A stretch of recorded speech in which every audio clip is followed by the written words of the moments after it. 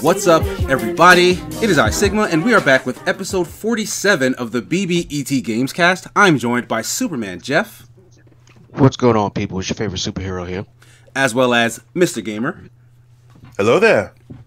And Blue Bones. It's your boy. What's going on, fam? Welcome back, everybody. It's all four of us for the first time in a long time.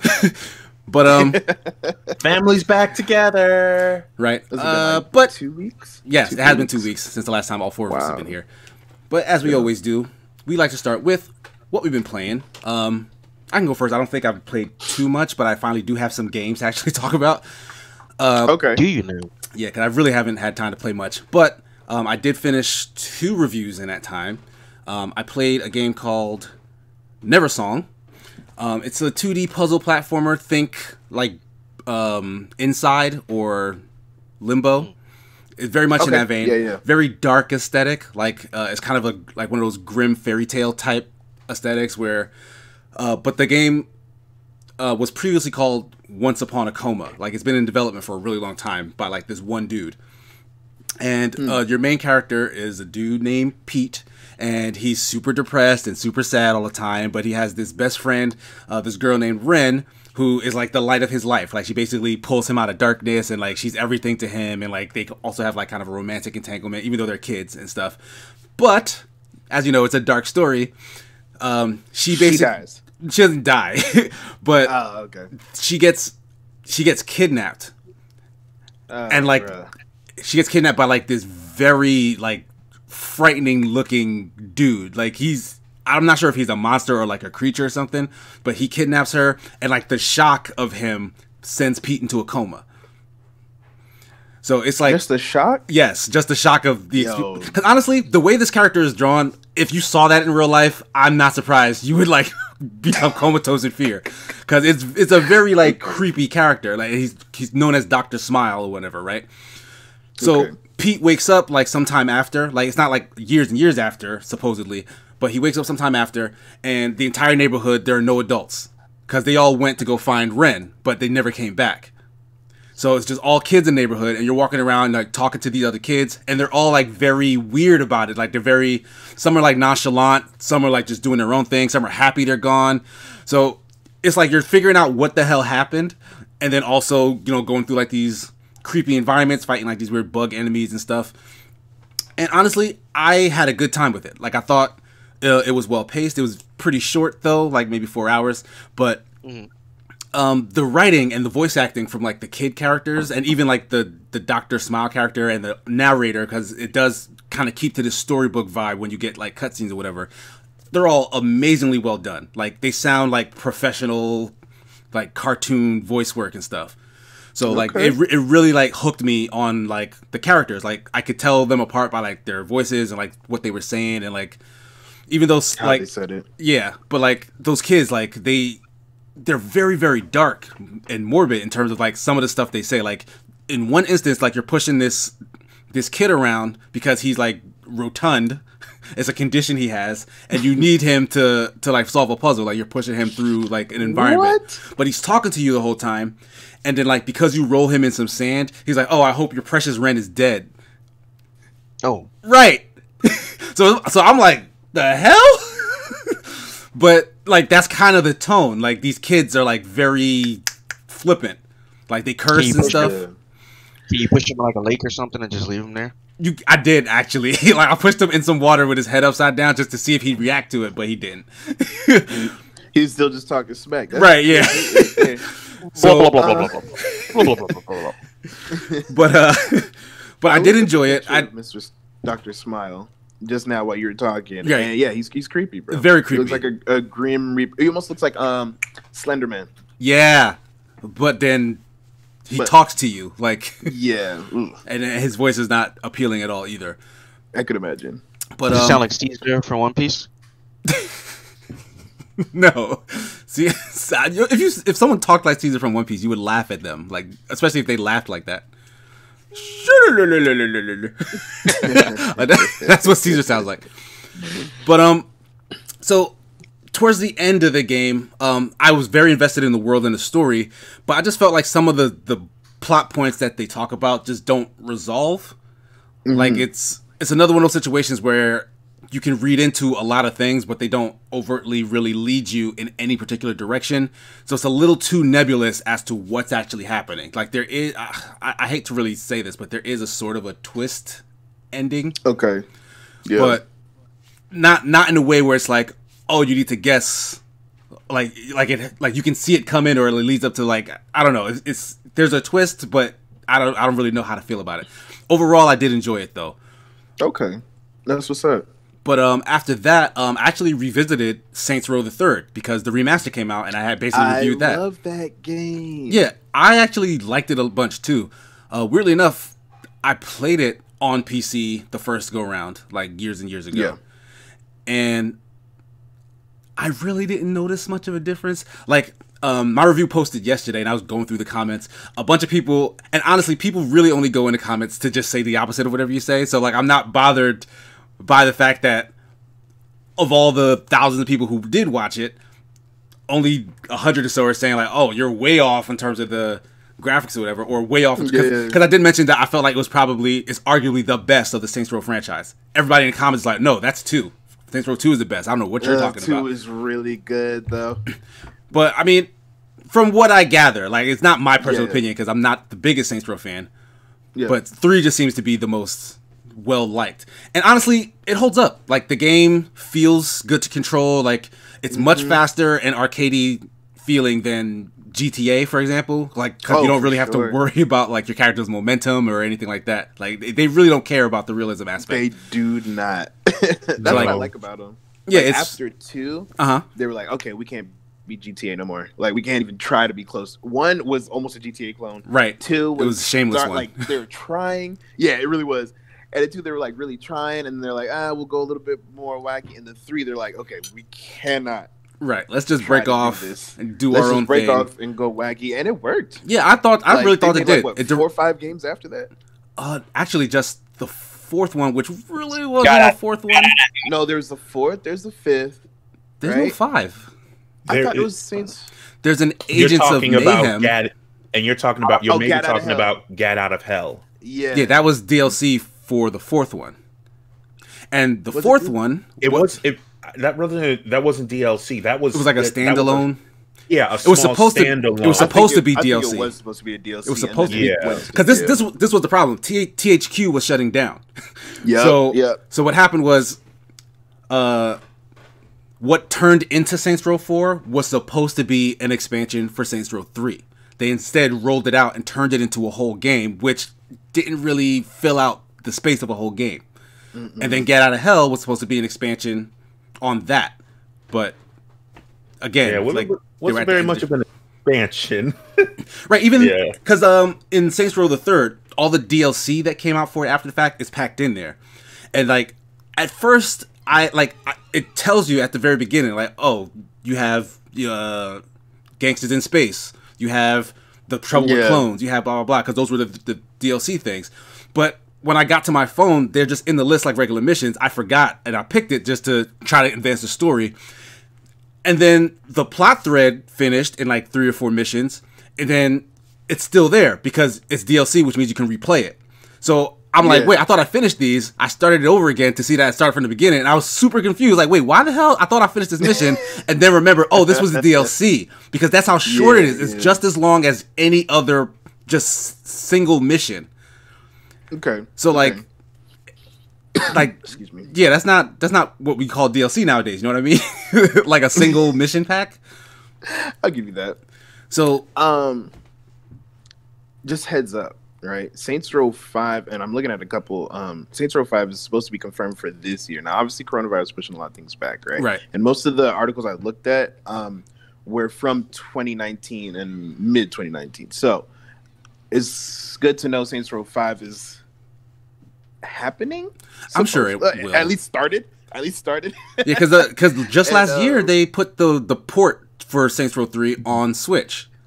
Yeah. They're not remastering, but they're fixing Saints Row 2 for PC because apparently that's been broken and unplayable for some time.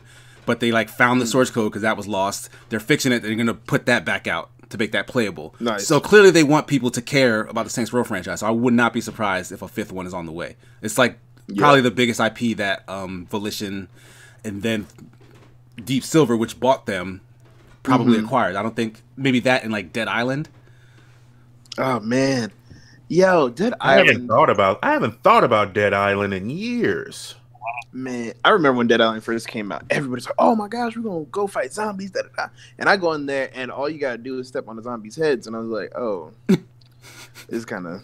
Yeah, that game didn't look like my kind of thing, so I never tried it. But The party aspect of it, the multiplayer was fun, but characters were severely unbalanced. Boring. Like, you either chose you chose the blade chick who had the stamina move where you stomp on a zombie's head, you get all your stamina back, or you choose I forgot which female character it was, but essentially her special ability is a gun. Like, I mean, so like, you could call that a special ability in real life. Yeah, like everyone else has like, oh, they throw things better or they do more blunt damage. No, she just pulls out a gun that one hit kills almost every single zombie. Useful. And did I also mention that she also has something to give herself 2 to 3 times more XP? So again, why wouldn't you choose her? Right, it's kind of the de facto character. Yeah, broken. Man, we took a nice tangent with that one. True. But yeah, I did enjoy it still, even after 9 years. I do feel like I know the game is zany and like not to be like super politically correct. Like I didn't mention this in my review, but there was one mission in particular that I felt like you really can't do this anymore. And it was like you're with the pimp guy, Zemo, and basically, you kidnap a bunch of prostitutes who are being held in shipping containers. Like you go to the ship, you're rescuing them out of shipping containers, and rather than rescuing them really from it, you're basically employing them yourself. You're saying, "Oh, I'm stealing these strippers to basically start my own prostitution business." But before you do that, you're given the choice: either sell them back to the people you just stole them from for a profit, or put them to work so that you can get cash over time. And it's like it completely. There's no other option. No, it's like you're either just sell back the hose or keep the hose for yourself. Fair. Yeah, and it's like that's terrible. Like you're really treating women and sex workers as just a literal commodity to be bought and sold and traded. Yeah, this must be before the whole pact was amended in 1995. So. The whole pact. Got amended, so a lot of stuff. So they just wow. The whole pact. Wow. Wow. Hose Rights Amendment. Got it. 95. Much less. 85 and I'm looking it up now. 2050. Oh my goodness. But yeah, like that mission and a lot of the other kind of sexualization and stuff like that, which the game is rampant with, like that's his whole shtick for the most part. Mm-hmm. A lot of that. Yeah, so I didn't mention it because I didn't want to be that guy, I guess. But regardless of it, like everything else still holds up. Like the writing is funny, the characters for the most part are funny. Some are less than funny and annoying or whatever. But like I didn't find it unpleasant to play and spend time with. And then the mechanics and stuff are still fun, a bit repetitive, but overall it's a good time. I wouldn't say buy it though, because like it's like it was just remade, like it was just put on the Switch. Like you can play that game like the original version anywhere else. It doesn't look that much better. Personally, I don't feel like they redid car models, they fixed lighting in the world, and the textures for everything else were also like up-resed and stuff, Yeah. But like not to the point that you should give a damn. Like it still looks bad for a 2020 game. Okay. So I don't know. Buy it or don't buy it. Whether you have the opportunity to play it at some point beforehand, don't buy it to play it again. Just for this, like nothing's changed. Yeah. There's nothing added to it. But that's pretty much all I've been playing. All right. So 'cause I don't have as much. as you just mentioned. I played mostly a little bit of Smash this week. Nice. I've been working on a new character, which I will unveil later. I mean, you already mentioned it to me, so. Did nobody else knows. You only know because you're like the default person I tell small things to that are insignificant. Besides, I actually gotta pretty much say what I've been watching. I actually started watching Parasite. It was originally on Hulu. It's on Netflix. I couldn't watch that, bro. I It's tried. actually good. It's actually really, really good. To me, it reminds me of I think I said Inushiki meets like Death Note meets like Tokyo Ghoul. I was gonna say Tokyo Ghoul is a very hard comparison. A lot of folks do to Parasite. I didn't like that Tokyo is. Ghoul, though. Mm. Like, I gave it a good couple of episodes, like maybe 10 or so, and fell off. Inushiki is about these two guys that turn into robots, or they're got abducted by aliens that turn into robots, and their reactions to one of them takes a completely different path where they just disregard all humans and kind of just starts killing people and whatnot. Another one, an older man who kind of tries to become like a hero, and then how their story unfolds through the course of it. So it kind of Wait, that's Parasite? No, that's Inuyashiki. Yeah. Oh, Like that I okay. heard was of. like, wait, I don't remember that. Oh, that's interesting. So it kind of reminds me a little bit of that, but it's actually pretty good. The ending music, I love it. I think it's one of my outros so far. Like, if you haven't listened to it, I would listen to it just because of how dope it sounds. That's a good recommendation. Yeah, it's actually pretty good. I'm actually maybe like episode 16, 17. So I'm almost done. It's Okay. like 4 episodes, so it's actually pretty good. Not too bad. Yeah, that's all I got. Speaking of anime outros, you just reminded me. I actually did start watching Dororo. Yes, you started there? Okay. Yeah, and that actually has a really good outro song. Like, I was really vibing with the outro song for that, and I'm enjoying that show. That show is really good. I talked about it last week, but I remember Jeff was the one who was telling me, "Oh, watch this." So I finally checked it out, and yeah, it's really good. I think I'm almost done with. Wait, no, is that show still going, or did it like finish a first season and then start a second Just one? say that it finished, so he'll keep watching. No, because Just I say that it already finished, so watched he'll it all the keep way watching. to a point that I feel like, because like the ending changed, you know what I mean? So I'm like, oh, I think it just started this next season. So I don't know. There's ended. I can't trust this Google man. I at least watched this first season. I'm pretty sure it started the second one. But yeah, I am enjoying that. All So right. what about you guys? Game, you want to go? All right. So, whew. All right. So first, I am finished with Final Fantasy IX.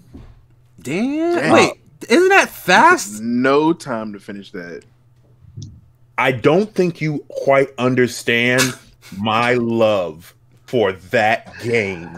Plus, you got no encounter modes too, so you can really go through. So, like, I You can can really all, pace like, yourself. I know where on every disc I can get lightning immunity, go find that dragon, do my, level 5 death that I got from using Quina in the life tree so that I could just get that EXP. But yeah, see, this is what course. I was doing. Naturally. So, and I am happy to report, for the first time in gaming history, I was actually able to get, my gaming history, Excalibur 2 for Steiner, which,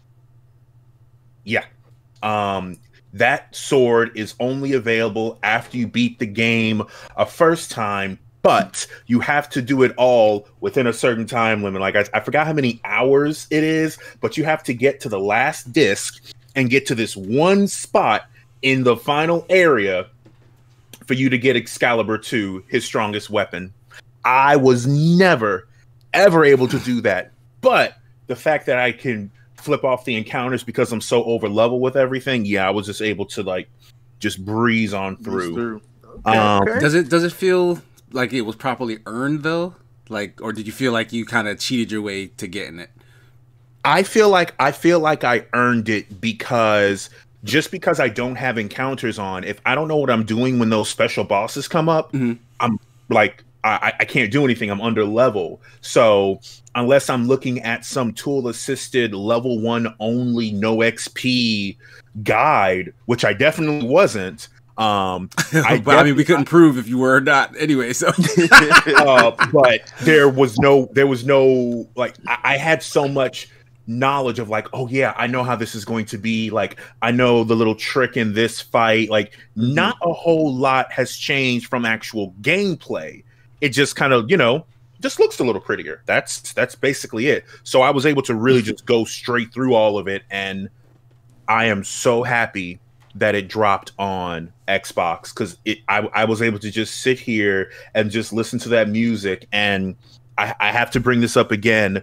The moment when Vivi, or who basically your black mage character, when he finds the village of people who look like him, and then you have the queen of Alexandria just come down and like almost decimate all of them, because to her, the queen, they're just dolls.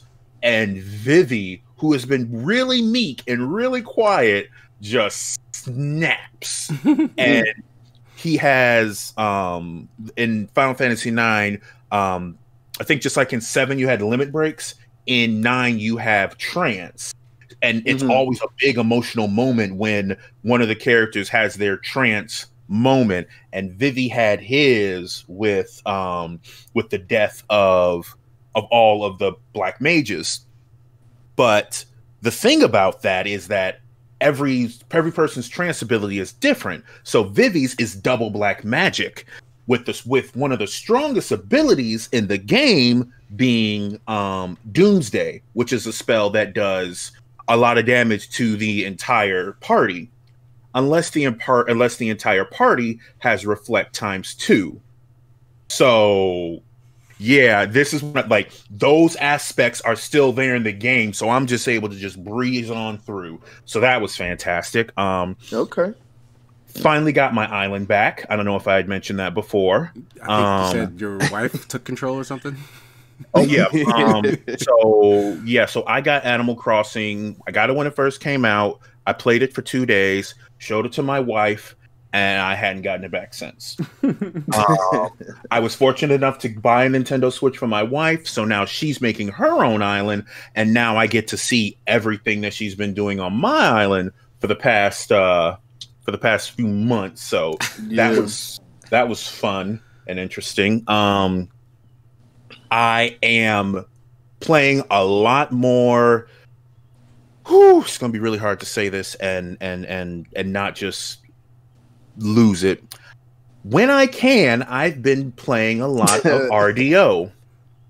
Red Online. And I say that because for some strange reason, and this has been consistently inconsistent, I will get in a session and it'll be smooth, like better than getting into a GTA session. And I'm there and I'm loaded in my camp and I'm hunting, and then Blue's like, oh hey, you're on, or some other people like, hey, you're on. Yeah, all right, we're all getting together, we're all doing our own thing.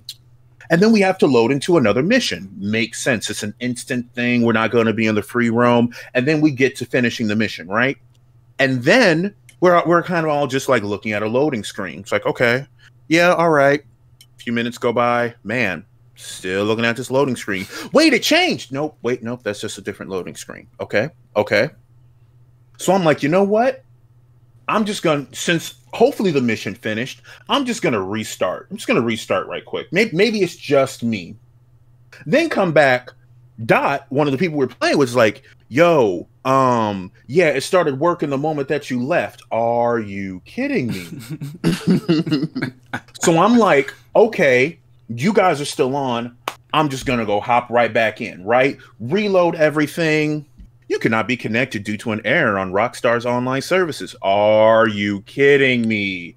So I'm Yeah. like, okay, wait. Connection issues are crazy for him, bro. And here's the thing. I'll be connected to live. I will still have internet. Like everything, but it's just like it's on Rockstar's side. Like this used to happen to me all the time in GTA Online. Like Jeff, you remember back when we were playing on 360, like it literally wouldn't let me save. I'd be in the world, it would say like there's some error communicating. It would boot me. Nothing I did ever saved. Like for almost the entire time I was playing on 360. Like that issue didn't really get fixed for me until I upgraded to Xbox One. And then it wasn't happening anymore. But I don't know. It's something that has to do with, I guess, your internet connection or the way your internet connection is set up and Rockstar service. Even though it works everywhere else, like something from Rockstar and then just the way your internet is set up, they don't like. So I don't know, if you have your Xbox hardwired in, maybe try taking that out and going wireless for just Rockstar, because that sometimes would help for me. But I don't know, man. It's a headache. Did you see his face when you said that? Like, it doesn't make any sense, but that's that is none. Absolutely none. Like, oh my. Oh, that is like heresy saying to take out. Right? Yeah, like it doesn't make sense. You have a hardwired connection. It should be the most perfect version of internet you have. But right, like what the what? Okay, another game that I've been playing. Are any of you familiar with a video game called Don't Starve Together? Yes. No. So Don't Starve Together. Don't Starve. It has a very strange arc, but it can be summarized like this: somebody is trapped in this weird forest dimension, whatever. You need to go and help. You need to go save whomever it is. You have to go through so many levels to figure this out. All the while, someone, Maxwell, is trying to stop you, saying like, no, you need to back away. No, you really need to stop. All of a sudden, you're like, no, I'm going to go down there. I'm going to go help this person. And the whole thing is, you don't starve, essentially. Like, you have, like, you're literally dropped in the world. Similar to Minecraft, you have absolutely nothing, and you start from scratch and survive. Yeah, it's like a survival sim. Yeah, but they have a variety of different characters. Wilson or Wilbur, one of them. Long story short, he grows his beard, which you can then use to craft materials. His own beard? What? His own beard. What? Yes, because seasons still pass. Like a sweater or something like that. Yeah, well, Like unfortunately, like hats and clothes, like you can use it to make warm stuff. But like, so he'll grow his beard, and then you have to craft a razor blade to shave it. That way, you can use it to craft something else. Stupid. Yes. This is Don't Starve. It's I mean, you have a spider who occasionally like poops out spider webs, which are silk. Wait, you have like a pet spider? No, you are the spider. Wait, I did not know that we were not humans this whole time. Yeah, how does a spider grow a beard? Sometimes I said there are multiple characters. Oh, okay. All right. Yes. Oh, so not all of them are human. No, not all of them are human. Whoa. You have a teacher. You have a teacher who won't eat anything that's cooked, but she has access to like early crafting stuff because she has a book with her. Like, that's her special item. But you won't eat anything that's cooked. What kind of? You won't eat anything that's not cooked. That's not cooked. Okay. Yes. Oh, so she don't enjoy sushi and stuff. Okay. I mean, look. The way I look at it, right, man? If you try not to starve, you're gonna eat what's on your plate. Right. The goal is don't starve. Like, yeah. Not be vegan. I'm watching my weight, and I just don't want to leave that kind of footprint on the world. that entire sentence structure hurt me. I was talking to some of my friends from LA last night, so it's just coming back. You know what I mean? That whole. Take it back and keep it there, please. Take it back and please keep it there. That would be that'd be wonderfully preferred. Now, as far as things that I've been watching, finally finished, and boy, it was hard. I finally finished all of Tiger King. Mm-hmm. Oh wow. Okay. What's your take? So, in the beginning, I had deep sympathy for Joe. Episode 1, I had deep sympathy for him. Episode 2, I had a deep hatred for Carol Baskin. Now that I've seen everything, like it, and I'm not going to say its entirety because they put out an episode 8.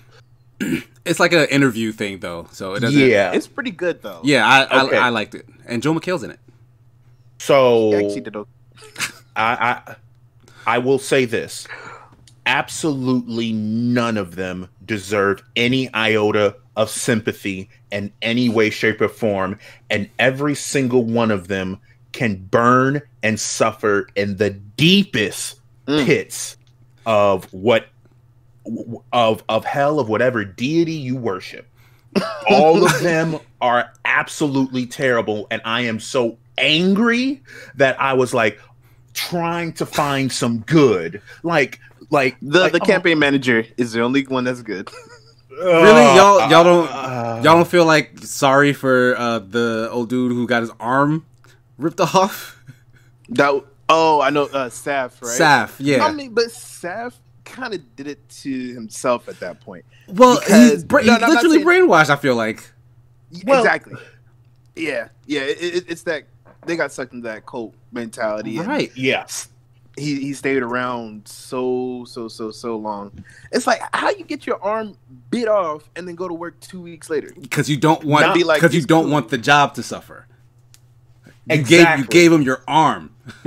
Like there's something deep there. You know when someone says it's gonna cost you an arm and leg? Saf paid the price. Like, oh, that's it.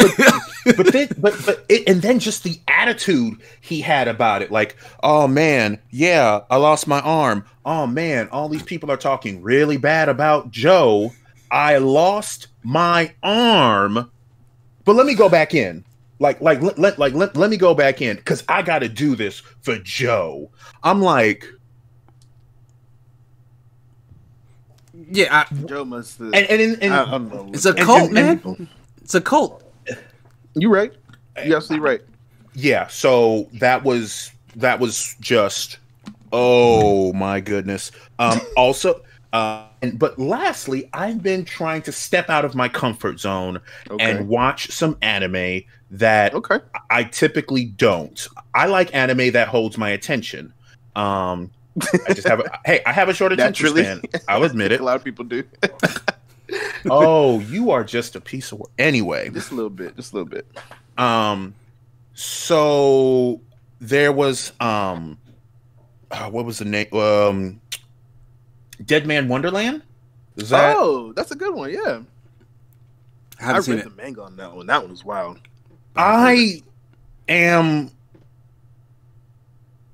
I'm confused, but the fact that I'm weird. confused and I want to understand more gives me hope that okay, maybe I'll be sucked in deeper.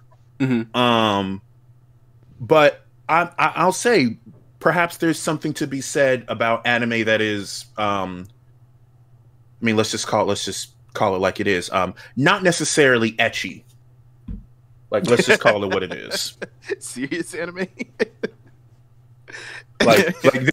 And that's not to say that I just hate it, but like I didn't get the Demon Slayer bug when it came out. Like that was all everyone talked about, and it was just like, oh, I mean, it doesn't look bad. Don't get me wrong, but it's just like, you know, Yeah, these are from two different times. You know what I'm saying? Like Dead Man Wonderland is super old. Is it?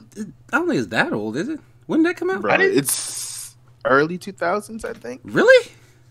Am I thinking of a different show? It's possible.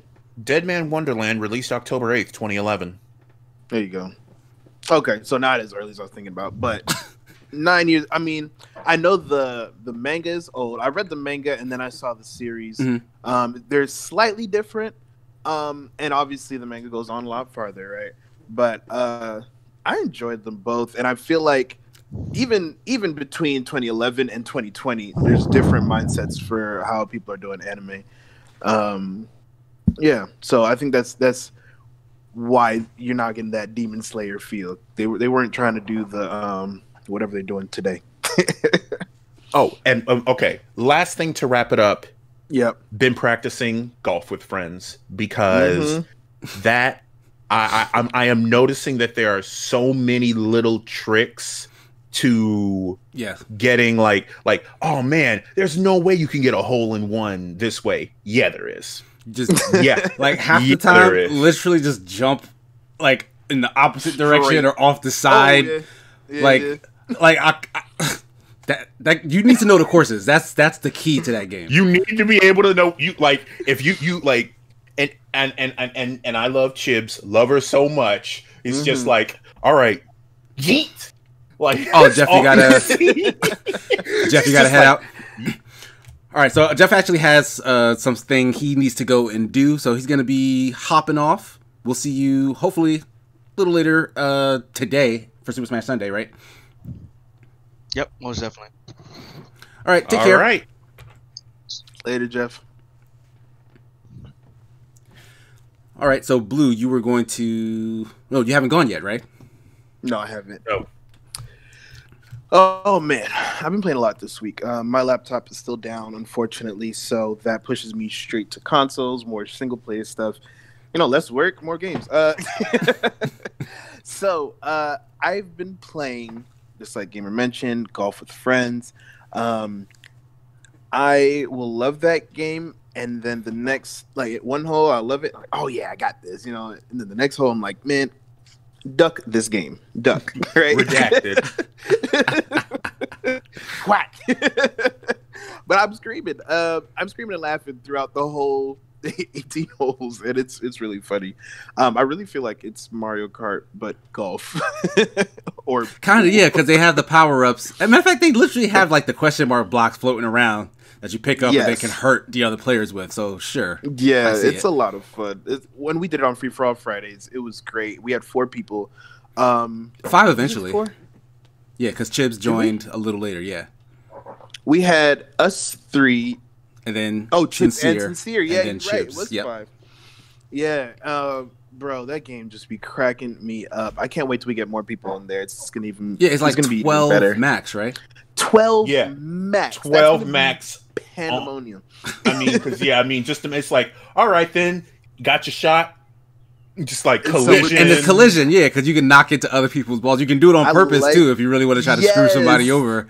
Right, you can be like Blue and just hey everybody, just letting you know, next hole shot that comes up, I'm going to be using my randomizer. I'm just letting you know, and then he'll wait, and then everybody will be taking their shots while you're in the air, and then suddenly you land and you're an acorn. Or your cube, or your right, a freaking star shape, or you can or a hockey puck, or an egg. Yeah, there's a lot of crazy stuff. There's a lantern that's too big for the hole, so even if you get to the hole, it's gonna sit over it. Right. I have not seen that. That is, oh dear. But anyway, okay, golf with your friends, funny as heck. Definitely something I want to keep around in our rotation for group and party stuff. I have been playing RDO, finally just unlocked Moonshiner's role on that. It took me a while, but I got the gold for it. So I'm That's just what, 20 or 25? 25 gold. That took a while. Yeah. And then as far as new stuff, I've been playing Surge 2. Okay, yeah, you said you were going to start the first one, and I asked you about it, and you were saying like Dark Souls, but with robots. Like Cyberpunk, not Cyberpunk, but like futuristic Dark Souls, yeah. Futuristic Dark Souls, okay. Yeah. Because I played the first one, and I was just like, I mean, it was definitely, the beginning of the first one was definitely gritty. Like, have either of you played the first one? No, I played the game they released before that, Lords of the Fallen. Oh, so and that was a much more shameless Dark Souls clone that I honestly didn't really like all that much. Okay, all right. So I'm not sure how Surge 2 starts, but Surge 1 starts with the character in a wheelchair, and there's some sort of malfunction, and instead of him, being under some anesthesia, he is alive and breathing while these machines are drilling arms and legs into him so that he can walk. Like, oh no. Like, there was some malfunction and he's like awake while all this is happening. Damn. Yep. Okay, well, so that's the first one. No. But yeah, the number 2 is it's gritty for sure. I didn't have no jarring scene like that to start with. But yeah, there's definitely decapitations, there's dismemberment. It's as gory as you'd probably expect. I like the weapon variety. I'm still trying to get down the parries. My timing's off, but it's all about learning the attack speeds of your enemies. Trial and error. That's what these games are about. I didn't like it at first, and it was kind of like a slow ramp up. But when you start really building your exosuit and like farming different parts to upgrade, and it gets fun. But what I feel like is when I'm going through this, there's not a lot of direction on where to go. It's just kind of like, what side do you want to tackle first? That's what it feels like. But then I had to like go through the logs and say, okay, where do they actually want me to go? And I started going in that direction. It was difficult, and I'm still like, I'm only in the second main area. Mm-hmm. But man, these boys, if I'm not paying attention, any enemy will kill me if I'm not paying attention. And like the littlest dudes that I can knock out in like 2 hits, they can kill me in like if you're not in like 4 hits if diligent. I'm not paying attention. Yeah, it sounds like Dark Souls. You played like Dark Souls and stuff before, right? I did, but I didn't play it for very long. I played Dark Souls 3 with my friend back in Pearl Harbor, Hawaii, when we were stationed out there. And I remember going online and some dude came in and just murdered us. And we was like, yeah. All right, so that's not playing this no more. Yeah, invasions, man, those can be a headache when you're, especially when you're. And the thing is, they put them in like new like you get to a place for the first time, and that's when like you have the highest chance of just getting invaded to just screw you over completely. Because all the mid-tier players, all the people who just passed that, and people who are just super high level, and they're like, let's go grief some noobs today. Yep. They're all there. Yep.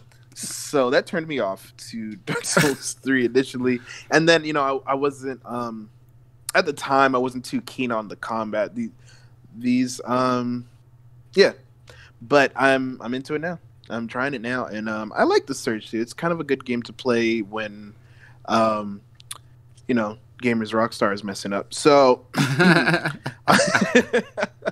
on top of that, bro, I'm missing Final Fantasy 14. There's a lot of good things that's going down right now. And I see everybody in the Gentle Guard Discord saying, oh, we're doing this, oh, we're doing that. I'm just like, I feel like Squidward in that meme. When they're running outside and you're in the window. And I'm just at the window like, That's exactly how I feel right now. So I'm missing my folks. But if we talk about what I've been watching, right? I don't know if I mentioned this, but I finished Bungo Stray Dogs. I think I might have said that last week. You let us know last week, I think. I'm still thinking about it, and it's awesome. That show's good. It really is. Yeah, it really is. I can't wait for the next season. But in the vein of Bungo Stray Dogs, I compared it to Durarara. Now, I never went past season 1 of Durarara. I watched episode 1 of season 2, but it was such a gap. Like it took so long since when I first watched Durarara to then start in season 2. I just really didn't know what was going on, and so I stopped. That's exactly why I'm rewatching season 1 right now. That might work. Why. That might work. Yeah, because the season 1, once you finish it, you can feel like, oh, this is a setup for everything that's coming. More stuff is supposed to happen. Good setup. Yeah. So I'm getting the details of that setup back. Not just coming off of Bungo Stray Dogs, but and this is the next topic. Lady Blue, as I like to call her now, she just changed her screen names, so I just call her Lady Blue. She suggested Durarara again, so that's just extra endorsement for that. Shout out to her. Mm-hmm. It was her birthday yesterday. Right, happy birthday! Yes. Yay. Aging like fine wine. And her and I, for her birthday, we ate food, we played games, it's quarantine stuff. But we wanted to try something different. So we tried this game. I think it's on Game Pass. I think that's where we got it. Anyway, Pandemic, right? I don't know if you guys have seen it, but it's like I haven't looked it up, but I know that it's a tabletop game that they made. Oh, okay, into a video game, right? Okay, for a video game, yeah. Just like you'll see Risk up there, and that was one of the ones that we looked at. But Pandemic, we didn't even really think about it with quarantine and coronavirus and stuff like that. We're like, no, this game looks cool. And then we're playing it like, oh, okay, this is a little, a little on the nose. Yeah, a little on the nose. But a bit. Yeah, it's really cool because you have a world map. You have 4 different. We only played on the easy mode because this game is difficult. You have 4 different viruses that are out there, or 4 different viruses out there. And what you got to do, and it's only 2 people playing this. You have a choice from it's either 6 or I want to say 10 characters, depending if you get the DLC or not. Which DLC is free right now.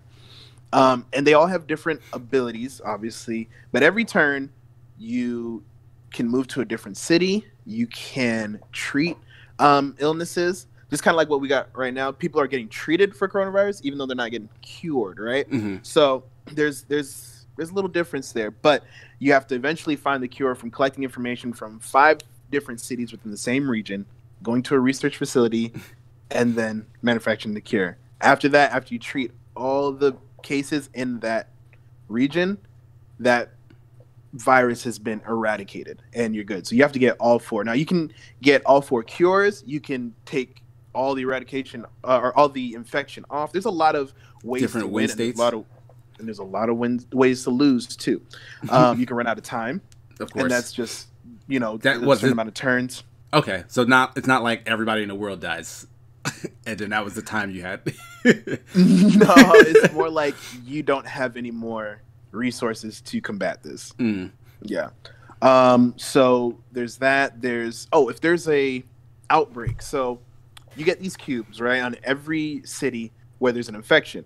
If you get 3 cubes and there's another infection in that city, it's called an outbreak, and it spreads out to the neighboring cities.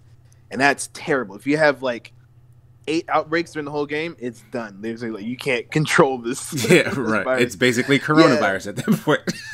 Okay, so quick question though. You said you and Desi were playing like co-op, or is it local co-op? So it is actually 2 players. You weren't just like brainstorming a single player game. Mm-mm. So how does that function then? Like, are you both in control of like separate things or separate characters? Yeah. So we each choose. They call them team members, right? These characters. You have different characters. Like there's a scientist, right? She can find a cure in with 4 cities instead of 5, so she can always be faster, right? Her favorite character was the medic, and what he can do, whatever city he's at, he can take all of the infection off instead of just 1 at a time. You get 4 actions per turn. With 1 action, if the city has 3 cubes on it, she can take it all off. On top of that, if we already have the cure, she doesn't even need to spend an action. She just needs to be there, and you can just cure everything. It's a pretty OP class that we couldn't really win without. I was definitely switching between a couple. So you are on the same team, though. It's not like you're on the same team. No to competitive co-op. Okay, you have to work together. Yeah, and there's no like individual stats like, oh, this person cured this much. Oh, he's the best. No. It's like, yo. We won. Like that's what that's about. Yeah, and cool. It came down to the wire every turn. Yeah, or every time. I think the last time we played it, because we trying out different combos and stuff like that. We lost by 1 turn. If we had 1 extra turn, we could have cured the last virus. We were at the research facility, but we ran out of actions, and it was just like, oh, we gotta wait, and then we couldn't draw any more cards, and that's how we lost. But overall, it was a fun game. It was a really fun game, and you have like little. While you have random cards that'll help you, you also have random cards that will hurt you. You know what I mean? And you have, I think there's a card. I can't remember what it's called, but there's a card where once you pull it, there's 3 infections that go to 1 city. So if that city had 1 cube on it already. Mm-hmm. It's getting 2 more, and then you got the outbreak. So you got to keep all the city's infection rate low. Right. You know what I'm saying? But then you have ones called like Quiet Night. And Quiet Night is where there's no infections that turn, which is really nice. Super helpful. If you're like on the verge of breaking down, you're like, whoo, you can just breathe one quiet night, you know? So that's cool. It's pretty cool, man. Yeah, it's local co-op. It's nothing you can take online. Definitely I don't want to say it's eye-opening for the coronavirus today because I don't know exactly how it matches up, but it's interesting. It's definitely something to take a look at. Yeah, it's definitely like it would serve as like a visual model, I guess, just to help people understand how these things can spread and like what people maybe need to do to combat it. But yeah, I'm sure it's not, like a one-to-one situation. Most definitely, but you'll get some ideas. You'll be a little careful. That's what's up. So that's what we've all been playing. We're going to move on to our Super Smash Sunday recap. Kind of a special one this week because the last Super Smash Sunday we did was a collaboration with CloverCon, kind of a local Central Jersey community. Like they have an anime club and they host an anime convention, a very small one every year. They approached me and my contacts at The Realm, which is my job before this Corona stuff took place. And basically I went, so you guys want us to do something because we were going to have a tournament for them on that Sunday. I'm like, well, if you want to do something that Sunday, me and my team, BBET, every Sunday we do Super Smash Sunday. So why don't we just do that? You got just tell other people come through. And that's what happened. It was dope. We had a lot of people come through, man. It was a lot of fun. And we got to see, some of our regulars come out and show out and be good. You know what I mean? And I felt good. I'm not gonna lie. I was really concerned that the cats from the con and from the realm, they were just gonna wash everybody out. Yeah. I didn't know how they, because your guys are doing a lot of local play, and these guys are trying to some of them are trying to go pro, So I was really I was concerned, but we held our own, and I felt good. You know what I mean? Yeah, it wasn't too demanding. Like there were definitely some really good players from their side. I remember Ace, who Ace literally has really competed good in our tourney. Matter of fact, now that he said that, like after the fact, I remembered he came in with a jersey that had Kirby on it. Like he's like a hardcore Kirby like fan / player, So he was in there repping for Kirby. Yeah. It clearly shows. Yeah. Speaking of it shows, Kev Mui. Oh man, showing significant improvement. Like seriously, this man, he's doing it, and I'm like super proud and happy. One, he loves Bowser just like I do. And while me and Kev haven't really fought in a long time, I'm excited to go up against this Bowser because it's a totally different game than it used to be. And I think you even mentioned it on the podcast. Like before when Kev would get on, you're like, okay, how's he gonna be funny this time? And now it's just like, be careful, he's going to hit you. Like Kev is a legitimate threat. Like, because on the one hand, it used to be you can't really predict what he's gonna do because he kind of just plays haphazardly, right? But now it's kind of it's kind of that mixed with some forethought and strategy and skill. So it's definitely he's definitely leveled up. So shout out to Kev for leveling up and definitely holding his own this past weekend. It was a great show out. We had I'm trying to see who it was. We had a really good Ness player, and that was that Stuffy? Stuffy. Yeah, that was Stuffy.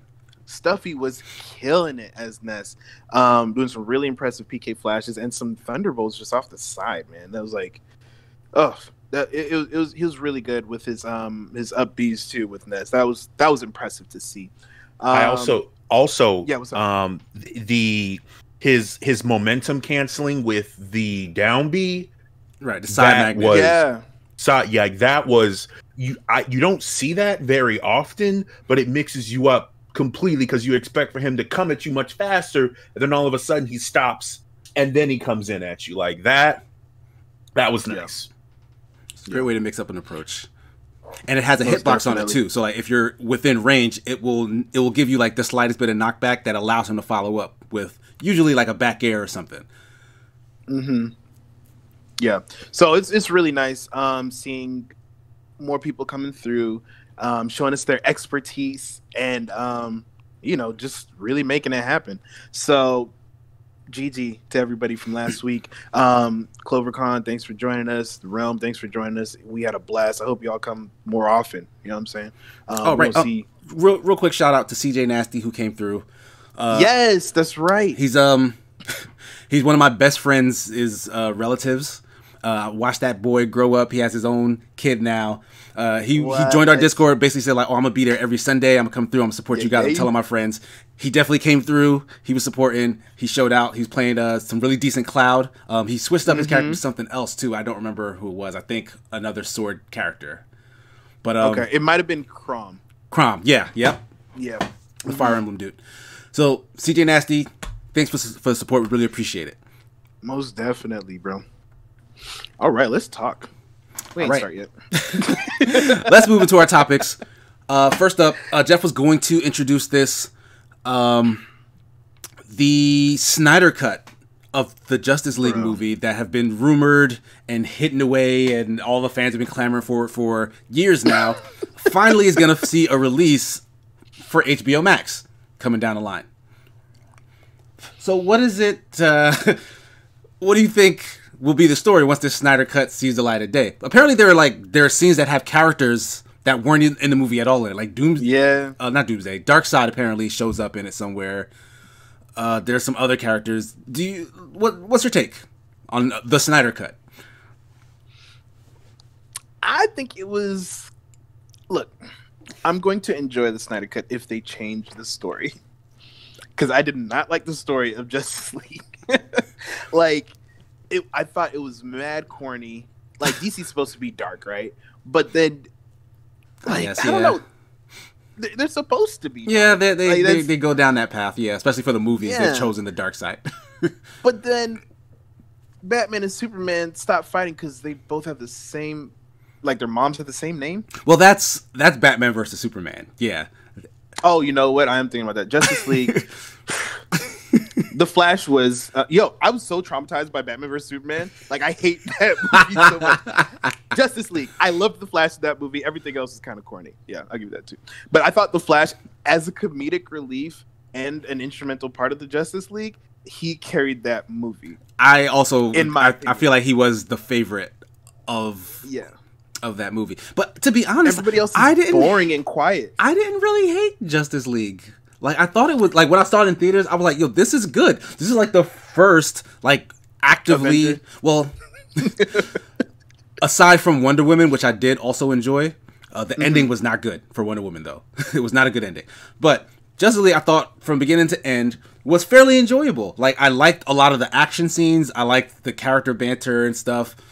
Especially the Flash. Like you're saying, the Flash was a standout character. He was really fun to watch, and, like, his visual effects and all that was, like, kind of amazing. Everybody was boring to me. Everybody else was boring to me. Like, I don't know. What about the scene with Wonder Woman making Aquaman tell the truth, like, without him knowing? Like, he was like, because they were all like getting high. That was legit funny. Like, and that was like Marvel level funny. I actually liked this. This is gonna sound crazy. I liked the Aquaman movie. I thought that was funny. There's good in it. Like the beginning of it is kind of really, like, hokey, I feel like. Yeah. But then when they start doing, like, the underwater fights and stuff, like, all that is actually cool, that's like a real good spectacle. So, like, I did enjoy Aquaman as well. I will say you guys are giving me reasons to watch this, because I didn't like Batman versus Superman. I liked Wonder Woman. Mm-hmm. So, like, I saw Batman versus Superman, hated it. Saw Wonder Woman, loved it. Aquaman,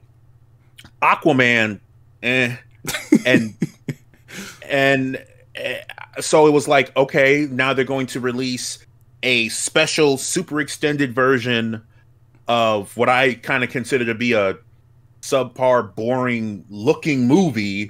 Mm-hmm. Cool story, bro. I'll read the wiki. Like, but this is also coming from someone who has not been that deep in this kind of world. You know, it's kind of like the question I asked you, I think it was last time, about what do I need to do to try properly understand the Star Wars universe, you know, universe. Like, I think that's the thing about DC though. Like, there's so many different versions of it. You could really start anywhere. Like, isn't there a multiverse in this? Yeah, DC does a little too much, I feel like. A lot too much. Because like, if someone says, "Oh, Batman's the greatest," you can easily ask which Batman, and there's a million different answers. Yeah. Same with Superman. Same with any of them. Yeah. Because there's like a whole bunch of universes that they expanded upon, and it's hard to see one straight line. But I will say, if you are trying to get into DC proper, watch the cartoons. Watch Batman the Animated Series, which honestly it still holds up to this day. Batman the Animated Series, yes, honestly, it's one of the best cartoons ever made. Period. Batman the Animated Series. Watch it. Wow. No, I completely agree. I absolutely, positively love that. When they showed that on Cartoon Network, I was right there, glued to the seat. Now, don't get me wrong. Single time. So Batman, I get. I understand that. Superman, I even still like the cartoon. Yes, the cartoon is good. What is it? The Adventures of Superman or Superman and Batman? There's like two versions. There's one where there's every other episode. Right here. You're right. You're right. But you start with the cartoons. I feel like that will ease you in. Then that's right there. Is start with Batman. Question. Start with Batman animated series. Boom. Yeah. I'm gonna say when I was younger, I liked it. Right. I am surprised to hear that it still holds water today, because there's lots of shows I used to like back in the day, and I watch them today. I'm like, how did I even sit through this? Like, for example, right, Dragon Ball Z. I don't know how I sat through multiple episodes of people just staring at each other and having flashbacks. Yeah, I don't feel like Dragon Ball Z holds up that well. Like, I still love it for nostalgia purposes. Exactly. But yeah, like, exactly. I definitely don't want to watch a show like Dragon Ball Z anymore. That's why I was surprised to hear that old show is still good to watch today. It is. And it absolutely is. Super side note, another show that I've been watching that is super old and I love right now is Lupin the Third. I found it on Hulu. Those storylines, they look like they're gonna come out corny, and they're actually really good. You got, since you had mentioned that in one of the mini group chats, I started watching that. I don't know how many versions of Lupin the Third there's a lot. There is. A million. I was just able to find what I was just able to find, like, what Adult Swim had back when I was a kid, and I don't even know what version that is. But I'm sorry, because like you were going to talk about Lupin, right. Like, go. I was going to say, let's bring it back to Batman. Let's bring it back to DC. You know what I'm saying? At the end of the day, you're saying start off with the Batman animated series if you want to get into if you want to get into DC universe. That's a good jumping off point, because that leads into the Batman. Well, that leads into the Superman cartoon, and then there's a Superman and Batman cartoon together after that. So all three of those series, right? And then you watch movies. Then you could watch the Justice League cartoon, because again, that jumps off of that world, of the animated world. Then you learn about all these, because some of them make cameos in like the Superman show and the Batman show and whatnot, right? So you get to hear about them and learn about them. Then you see them all in Justice League. Then Justice League Unlimited is a way much more superheroes and stuff.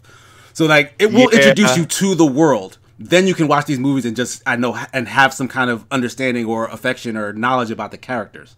You know what I mean? Because the movies, honestly, don't do any of that. They don't give you backstory for much of it, because Warner Brothers didn't take their time like Marvel did. Marvel gave every hero that they wanted you to care about in the big movie team up their own introduction movie. Spotlight. Yeah. Even after they started, their second phase, they didn't skip Doctor Strange ahead. They didn't skip, and with the exception of Spider-Man, who's the only character who they skipped ahead. Because, come on, it's Spider-Man. That's more legal reasons. Right. But every other character that they introduced, for the most part, who played a significant role, they gave them their own origin story, no matter how late they come into the game. And for the most part, that has paid off. Justice League was like, you know what? You know who Batman is? We're going to give you that again. You know who Superman is? We're going to give you that. Now let's do a movie with all these other characters that we know you know about and hope you care about after. And no one did. I honestly feel like Cyborg is the most boring DC character in existence. And it's a shame because he's supposed to be their token black guy.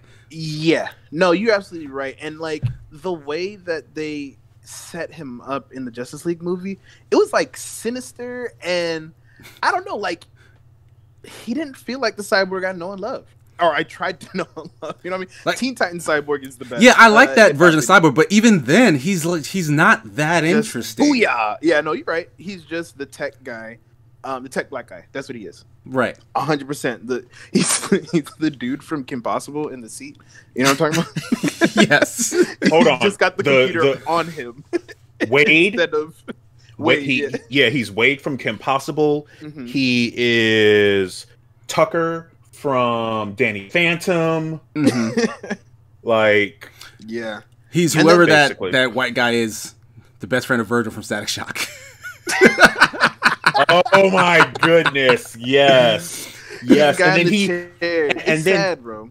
Yes, and then somehow he was able to outsmart Brainiac, and then use Brainiac's technology, so then he could finally fight with Static Shock. No, I remember that. Yeah, he eventually got superpowers, I guess, from hanging out with Virgil for so long. Like it made him smarter. Like it made him super smart or something. Yeah, for some strange, like I will always remember that. But I mean, that's more DC for you. but here, okay, so here's we did get away from like the point we're making here. But here's my whole thing, right? Yeah, like people generally didn't like Justice League. I thought it was fine, but in general, people don't really like it. Zack Snyder really hasn't been successful with any of these DC movies he's been doing so far. So why is it that supposedly that a version of this movie that Zack Snyder has final say on is supposed to be the thing that's going to save this failed connected universe for DC? I think, okay. This is going to sound bad, and I might get some bad comments for this, right? But I believe that the DC fandom is very similar to the PlayStation fandom, where I feel like a lot of them are stuck in the past and they want to live in that nostalgia and don't necessarily move forward they don't move forward. So once you've seen the Justice League movie and a lot of people didn't like it, you're going to hold out hope that there must be a better version of this. There's got to be a better version. Like, this thing I love can't be this. It can't be that bad, right? Because, like, I'll tell you something. If they said they were going to re-release Star Wars Episode 1, like a George Lucas cut, like, let's say, like, it's like just him, I'm watching that. But wait, didn't people hate the changes George Lucas was making to the original trilogy? Like, he messed up his own movies, and the fans seem to not want him to be involved anymore. I don't know about all that. I did hear a lot of people a little. I think there's something that was going on with Padme that they didn't like that he was doing. But I guess just for example's sake, I'm just saying, if Episode 1 was remade with a specific director or someone who has knowledge of the series, I'm definitely gonna watch it. I'm gonna be interested in to see what they do to try and make it better. But so I think here's the difference with that, though. You're saying if someone who had knowledge of the series, for example, George Lucas, who created it, etc., right? Zack Snyder has only ever made bad DC movies, right? I'm trying to help them, y'all. I don't like DC. I'm just trying to understand from their perspective why they would be hyped over this. And I'm just saying it's another chance. It's another chance to see, just to hold out hope it done right. I think that's what it is. Because I really do. I'm gonna watch it, and again, I didn't personally think it was all that bad, but yeah, I'm not a fan of Zack Snyder's take on the DC world so far in general. Like, he really hasn't. What else has he done with the DC? He's behind Man of Steel. He was behind Batman. The only thing I liked. Oh man. Sorry, I didn't. No. I could ask you a question and I cut you off. No, go ahead. 'Cause I think it was just those two. The only thing I liked in Man of Steel is when Superman got yoked up by his cape. It was gonna get slandered around. Yo, because like I'm watching. I think I was on deployment when we were watching this, and we all just sitting there. I'm like, okay, all right, okay. And then he actually has a fight that he has to fight. I'm just like, ooh, like he can't just fly away from this one. Right. There's a lot of problems with that movie too. Man, we won't get into it because I know Jeff likes to defend certain parts of that movie specifically, Man of Steel. Matter of fact, we probably had that exact discussion previously. We probably had why would you go and die for a dog in a toy? we won't go back into it. We will not go back into it right now. Like that premise just threw the whole video for me. But yeah, people seem to be really into this. Another thing that kind of came up after this is Henry Cavill, the actor who plays Superman. He basically popped in, I guess, after this was, because it was like on a live stream. Zack Snyder announced that this was happening. I think what was the movie that they were playing? Was it Batman vs Superman or something that they were playing? And then or maybe it was Justice League, and then they said that it was going to be. I don't remember exactly. But at the end of it, they announced that the Snyder Cut's going to be coming to HBO Max. Henry Cavill was on the call, and apparently he stated that he was excited for it. He thought it was good and wanted to see the light of day, like a lot of the other actors have said. And then sometime after that, apparently he's in talks of signing a new Superman deal, because remember, he backed out. He was like, I'm not going to be Superman anymore. Just like Ben Affleck was like, I'm not going to be Batman anymore. So like the whole thing was kind of falling apart. But maybe if this does well, like a bunch of people sign up for HBO Max because they really want to see the Snyder Cut, and a lot of people are like, you know what? I like the Snyder Cut. I think it's a good movie now. Maybe it can empower them to then give more DC stuff in that universe a try. Because like people like Shazam, right? That one reviewed favorably. I haven't seen it yet. I love that. But people seem to really like that. I almost cried. Oh, really? I thought about it. Yeah. I was but my girl's right next to me. I can't cry. But it's like, so think about this, right? People didn't hate Aquaman. People liked Wonder Woman. People liked Shazam. I feel like a lot of DC fans hated Aquaman. Really? Most of them that I've talked to, and I think Jeff didn't like Aquaman either. I'm not sure. I'm gonna talk to him. I wish you would see it. Yeah, I'm not sure about that. But yeah, a lot of DC fans did not like Aquaman, as far as I know. But versus like these mashup movies, right? Mm-hmm. The single movies where you tell these character stories are doing okay, right? Yes. Isn't that what Marvel did? Yes. So like if you start to like retroactive, right? Like if you do what Marvel did, like copy, like these executives, all they ever do is copy what's successful, right? But then they got so greedy that they skipped the freaking steps. So if you just copy the formula, go ahead and start it over if you need to. Copy the formula. Do your Superman movie that's true to Superman. Your Batman movie that's true to Batman. Blah, blah, blah, blah. I mean, they're doing it again. There's going to be a new freaking Batman already. We know it's coming. Who knows if it's part of the connected universe and such. I saw a meme that said Batman can be destroyed if the IRS audits him. Like, yo, because where's all this money going? Okay. Well. To be fair, he is a billionaire, right? So his companies legitimately make money, and then he pays himself, and then he spends his own money on whatever, right? Weapons, up people. But it's like weapons. Do you have people when your money is accounted for? Do you then have to talk to the IRS about how you spend it? Like, because they know how you got it. Like that's where the IRS comes in. They know how you got it. Yeah. Yeah, like wasn't there an episode of the actual Batman animated series where the Joker was like, "Oh yeah, I'll take on the Batman, but the IRS, no." yes, there's a scene in that show where he says that. Yeah. So like even the Joker is like, "Yeah, I'm not playing with the IRS. You go fix that." Like I'll take Batman breaking my face and my spine every day of the week. The IRS at my door. On that.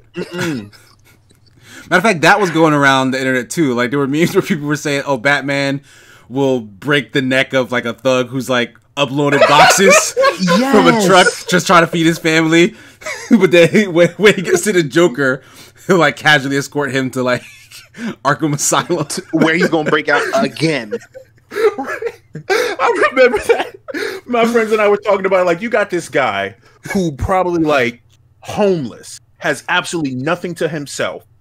Someone comes up to him and says, "You know what? I got a job for you. I'll give you $500 a day. All you got to do at night, there's going to be a boat that's going to come in. The only thing you got to do, you got to use that crane and put those crates right there. Right. That's all you got to do. You ain't got to even. You don't even know what's in it. Batman will saying? kick that dude straight out of the crane, have him fall like 50 feet. No. Like It's like it would literally be guy doing his night job, doing his crane operation, and then all of a sudden it's just like a poof. And it's like, "Yo, Billy," and then Billy, where you at? Exactly. And then like his that noise. It's like Because everybody like talks in those heard those that? Italian Like, accents. And then here comes Batman swinging through, kicks the guy right out of his crane. Like, no, kicks him in the face right out of it, punches him repeatedly, picks him up after he's bashed this guy, and yells at him in his Batman voice, "Where's the Joker?" Like, it's like, yo, who's the Joker? What are you talking about? What are you talking about? I'm trying to do my job. Starts waterboarding him. Right? No, this a lot. I think fundamentally problematic with Batman. But to keep things on the DC train, our next topic, basically, Bat Family. Yeah, Bat Family. Ruby Rose, the actress who plays Batwoman in the CW series, is going to be leaving the role, and they're going to recast it. Like, the show's not canceled. It's on paper, like in terms of the report, it seems to be an amicable split. Like, she's like, "Well, I kind of have other things to do, not gelling with the role or whatnot." Apparently, she was injured at some point doing this job. Oh wow! Yeah, like oh dear, I didn't hear about that when it happened, but in researching this story, there was some kind of onset accident, and like she apparently still has like some kind of neck pain. So like that could be part of the reason why she's leaving it behind. But they're gonna recast it. So like, what do you feel like if your lead woman, and Ruby Rose, she really fit this role. Like, she was if you don't remember or know who she is, she was the silent girl in John Wick 4. In John Wick, yes. And she wasn't in Orange Is the New Black as well? I do not know. At least the first season, I think. No idea. Okay. I thought she was in that too. But yeah, no, she definitely she's a strong character. She was what do they call it? Androgynous? Is that the word? And androgynous. Yes. Yeah, and she was like one of the latest big androgynous stars out there. And because she in real life is also a part of the LGBT community, correct? Yes. I think there's a Q in there somewhere, but LGBT, what did I say? Yeah. Oh, that's at the end, right? LGBTQ? LGBTQ. Yes. Okay. And then there's a plus, right? Yes. Yep. Yes.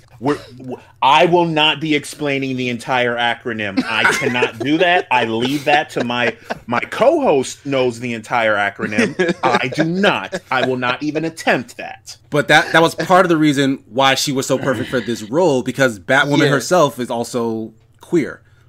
Yeah. So I believe the casting people said like they're gonna look for another representative.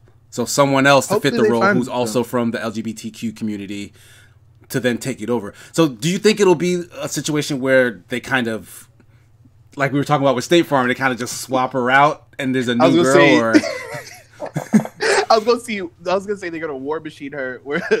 Yeah, because that's what they did.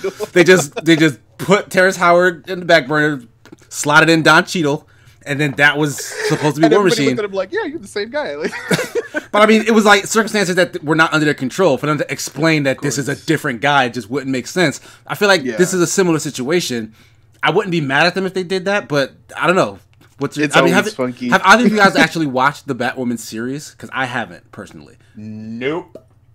Like, I don't know, man. Like I don't know what the pull is. Maybe I gotta watch a whole bunch of trailers, but I feel like, again, I'm not gonna try and harp on this, but I feel like there's a lot of boring DC characters. I feel like there's a lot of them that just don't have too much substance to them besides super this or bat this or animal name man or or just the animal name. Like it's just or just the noun Arrow. Arrow. just the noun. Well, that's the name of the show. He's technically he's Arrow, right? Green Arrow, yeah. But it's still a noun with the adjective. I get you. Yeah, like Arrow, Green Arrow, So Black Panther. I don't know. That's definitely Marvel. But you're right. But I mean, I guess at the end of the day, I hope that, and this is just from, I guess, filmmaker sympathy. I hope that they recast her, and the new recast doesn't necessarily outshine her, but pushes the just story helps at the the show, same momentum. right? Yeah. So That's fair. I really hope that happens. Do you know? We said she gained some injuries, right? Mm-hmm. And was there any other reason? Do you think there was any kind of dispute on set, or? Well, yeah, that I don't know of. Like it could be maybe she wasn't satisfied with the quality of the show, but it's getting another season, so it couldn't have been doing that bad. That's what I'm thinking. Like, because people are you're walking away from a star role. Yeah, and it I believe, and I haven't watched it yet, but she got a prominent role in their crossover event, like the big multiverse thing. Yeah. So it's just like, what made you want to throw that away? It's like, I don't know how bad was she injured?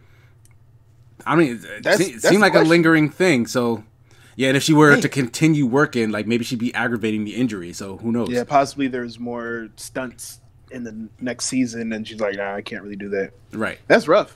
It is rough. That sucks. Shoot. But I will say, so I did just recently look up just a little bit more about it. Why we were actually discussing it. So apparently she was attacked for not being gay enough to play Kate. And then well, yeah, that was prior. Yeah, that was like when she was first cast, I think. That whole thing. Yeah. And okay, yes, and then here we go. Still hung on to the role after the onset injury that almost left her paralyzed. Oh my goodness. So that's pretty bad. Snap. Okay. Yep. Yeah, paralysis ain't worth it. Yeah. No, we sorry. ain't got that technology yet. Yeah. Apparently, and this was an Instagram post. She had landed on her neck, had a huge scar, and had to have emergency surgery. Was in chronic pain and couldn't feel her arms. Oh man. Okay. Okay. You step away. Bye. From that. Yeah. Bye. Yeah, like at that point, yeah, like she's very likely traumatized. You know what I mean? No, I give you that for sure. Yeah, because I mean, mind you, I understand that some actors have amazing range. Don't get me wrong, but I don't think it's anything worth becoming paraplegic or anything like that. Nah, I'm good. So we're gonna put to bed the DC universe and move on to our last topic. Not too many stories this week, but we're looking currently at a bunch of PS5 rumors. Blue, you had something on this. Premium starter pack with 1.65 terabytes solid state drive will cost $650. That's the rumor. Excuse me? Whoa, excuse me? That's the rumor. 1.65 terabyte solid state drive, $650 for the PS5. That's the rumor right now. And they're saying they got the 1.65 and they also have the 825 gigabyte option. Now we still don't have any rumors of Xbox's price, but $650 is very steep, in my opinion, especially in 2020, and especially during this pandemic where there's a lot of people out of work. I don't know if we can drop $650 unless many more stimulus checks come in. and I'm glad you mentioned that, and I'm really glad you mentioned that because, and I know we've been coming back. I always come back to this. It was actually something that Sigma brought up like maybe 2 or 3 podcasts ago, but how pandemics change the world. Yes. And I was thinking about just the fact that there aren't actually a whole lot of people actually working right now. So people who have subscription services where it's like, you know, a small, but it's a one-time price every month. I'm looking at this like, so I'm a non-essential employee, hopefully waiting for my second stimulus check. I have to do something during this quarantine or I'm going to lose my mind, and I can only browse through Reddit so many times. And I'm looking at what this rumor is possibly providing, like, okay, $650 for a PlayStation 5. How much is that Xbox again? Right. Well, immediately, you're going to see, you want to know what the competition has, right? But, hold on, though. But we already know that with Xbox, it's, oh, yeah, by the way, the game that you get here, you can play on your PC, you can play on the Xbox One X, and then you can play it on the new one if you want. But we're still going to give you that content whether you get the new one. So even if I can't afford the new console from Microsoft, I can at least possibly have a better chance of affording the content that they provide.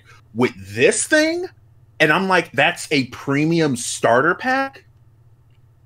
And that's for the 1.65 terabyte, right? Now you have the 825 gigs. Yeah, there's a rumored second to go out at $540, which is closer. It's still a little steep, but it's closer to what we have been paying for next gen consoles. I don't know about that, because remember, it's closer. It's definitely closer than $650 for sure. That's what I'm saying. but the PS4 launched at $400. That's true. Remember, $400, and Microsoft took heat because they were $100 higher, and they were $100 higher because they were selling it with the camera that no one wanted, apparently. You know. So yeah, we're still using it. I'm still using that camera. So I mean, and again, these are rumors. I personally don't think PlayStation would ever launch anything this high. Yeah, like that's way too high. They'd have to be out of their minds to do this.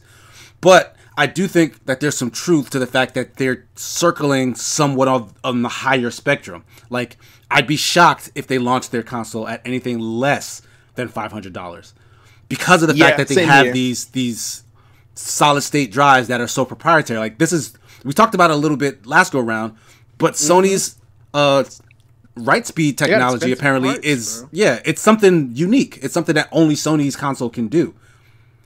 So that's gonna make it more expensive. It's not something you can just buy off the shelf and cobble together, you know? Like, Sony engineers worked hard on this thing, and that makes it more expensive. Like, you can't get around it.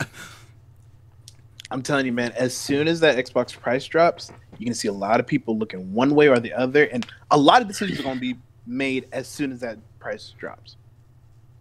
It's going to be set in stone, and it's going to be hard to convince people to pay extra for one console or the next without added features, right? So, for example, let's say, this is all hypothetical, right? Let's say $540 is the price for 825 gigabyte PS5, right? If you have, and I don't remember the state drives for the Xbox, but if you have the let's say it's 825 Series X, and it's $600. I want to say it's 2. I'm sure it is, but I'm just saying for argument's sake, right? If the Xbox costs more, right, $40, $50, $60 more, what are you getting for that? Are you getting Game Pass? Are you getting a couple games right off the bat? How is that working out as compared to the PS5? And this, same question with the PS5. Are there going to be some services similar to Game Pass that drop with this PS5? Because if the PS5 ends up cheaper and I can get a Game Pass service, there's a good chance I'm gonna pick that up. Like, right, it just makes sense. As I can, if it's cheaper and it's got the services. But If not, I don't know, man. It's gonna be hard to sell that to me. So Xbox's current SKU, the specs that they've released, is a 1 terabyte hard drive. Okay, 1 terabyte. But remember, here's the other thing that's interesting about this information, because Xbox is the one who has had the rumors of possibly launching 2 different SKUs this whole time. Right? Yeah, They were the ones who were going to have a cheaper version that was less powerful, and then like the premium version that did all the things. Right? Mm-hmm. From this story, I don't think they really mentioned that the 2 SKUs are going to have any technical differences. Like one's going to be less powerful than the other. It's just one has less hard drive space than the other. And to me, that doesn't sound worth it. Like, especially at these numbers, like 825 to 165. Like, why? Like, how is that worth an extra $90? And like, why would you bother? Like, why would you split your sales base to 2 SKUs for that much of a price difference and that much of just hard drive space? Like, it seems odd. And you can get a hard drive for less than $90. But you getting your own hard drive isn't going to be the same as these guys, because that's the issue for both of them, for Xbox and PlayStation, because of these custom solid state drives. If you want to expand your storage, you got to buy something from the manufacturers. Like Xbox already showed like their SSD expandable thing that you plug into like a special slot that will allow you to keep those speeds. Otherwise, you're using like a regular hard drive that I guess has like cold storage, but you're not going to play games off of that. Okay. Because it's just not fast enough. So the other thing that I'm looking at, which is strange, is the actual like gigabytes and terabyte amount. It's really strange because typically you have like 6, round 12, numbers, 128, something like that. So what I look at that and I think, so you're telling me, I feel like you're either telling me total space or available space, and I'll explain myself.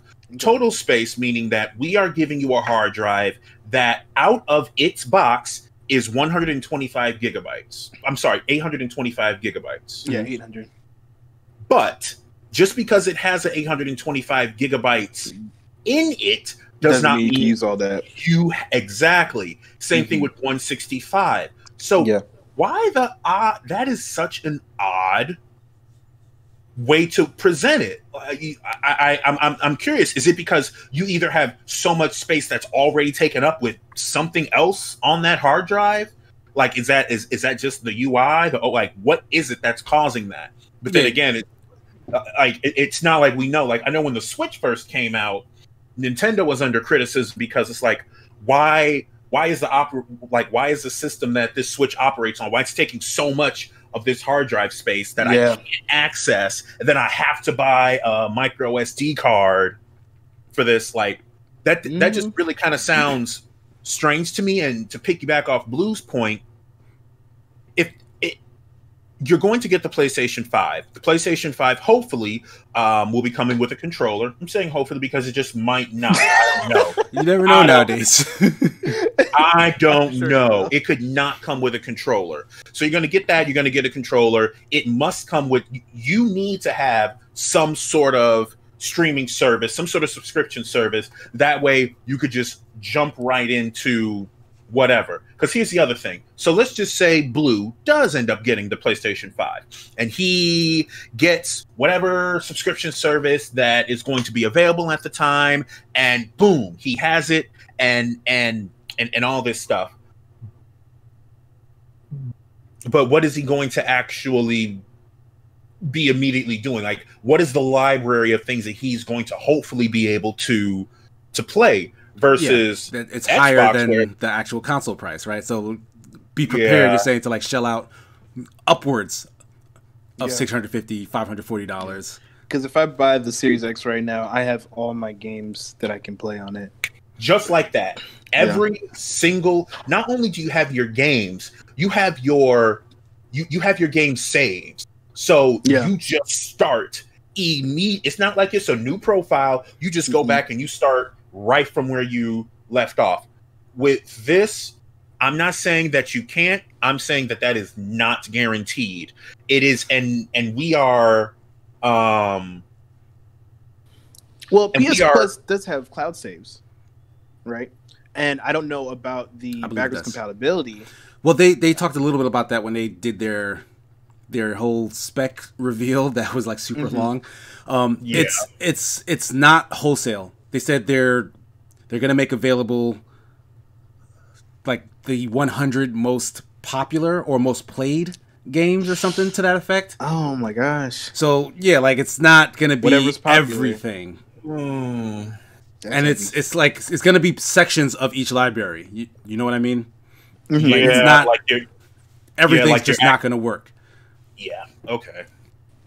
Well, I will say that these PlayStation 5 rumors, though they are just rumors, make me very happy about what the Series X is going to be giving me. I mean, we still don't know price. That thing is still out the window. If you got a $700 Series X, you're like, yeah, like that would be a hilarious misstep, but it's not outside of the realm of possibility.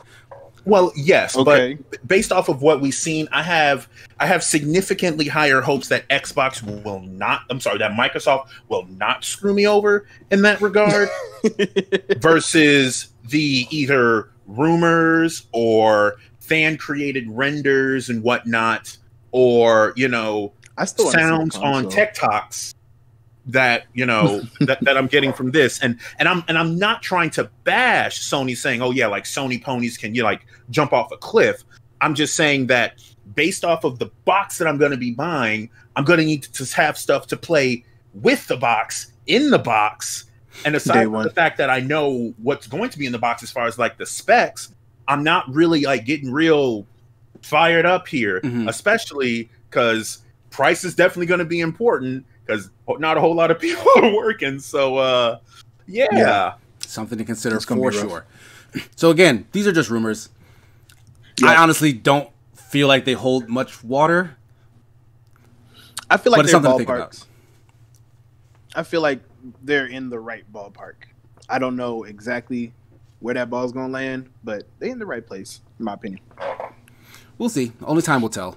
We're supposed to get some more news from Sony just about games and stuff. I think Microsoft as well in the coming weeks. And then it'll be June soon enough. That's usually when you get the most announcements in terms of games. There are going to be a bunch of different places it comes from now because, E3 was canceled and such. But next month we'll probably have a lot more news to talk about in general. But we are going to move on to our Get to Know Us section. Gamer, you had a question that you wanted to pose for all of us to answer, and for people in the comments, right? Yes. Sure. Like, okay, so here's the question. Lay it down for us, bro. You are under the rules of the same world that the protagonist is in. What video game do you choose? And I will give you an example. In Animal Crossing, one of the rules of the protagonist is that you have pocket space. You have pockets. And in these pockets, you can hold really whatever. You can hold an entire satellite dish. You can hold a bridge, what have you. Another rule in that world is you have a loan that you have to pay off, right? That is interest-free, that you are never, under any circumstances, pressured to pay off. Like, you don't. You have no obligation to. You can when you want to, and then that's it. Like, those are, and that's something that the protagonist is under, that he or she cannot change. Like, so, question. Go ahead, yeah. So if you're under the rules, does that also count? Like, do you get to pick and choose the rules that get applied to you, or is it like universal? Because like in Animal Crossing, can you swim? No. So would that mean that? Okay, so now I can't pay. I can pay my loan whenever, but I also can never swim again. That's actually a really good.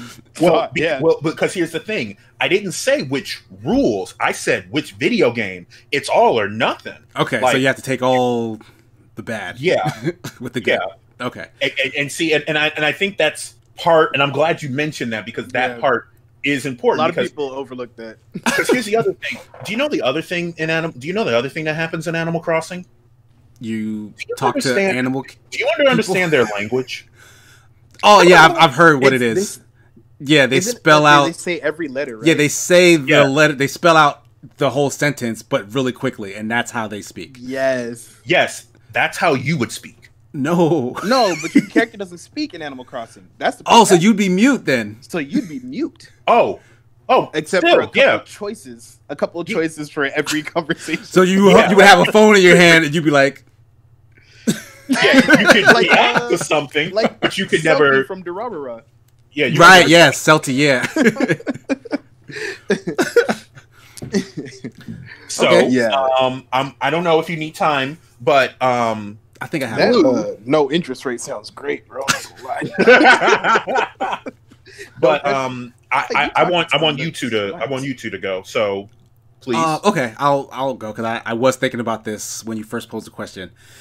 And even with the negative side, I think I would go with the rules of Portal. Oh. Which I guess would then put me in the Half-Life universe, which isn't great. But then I would have a portal gun. You're not transported to the world, right? The game world just applies to me.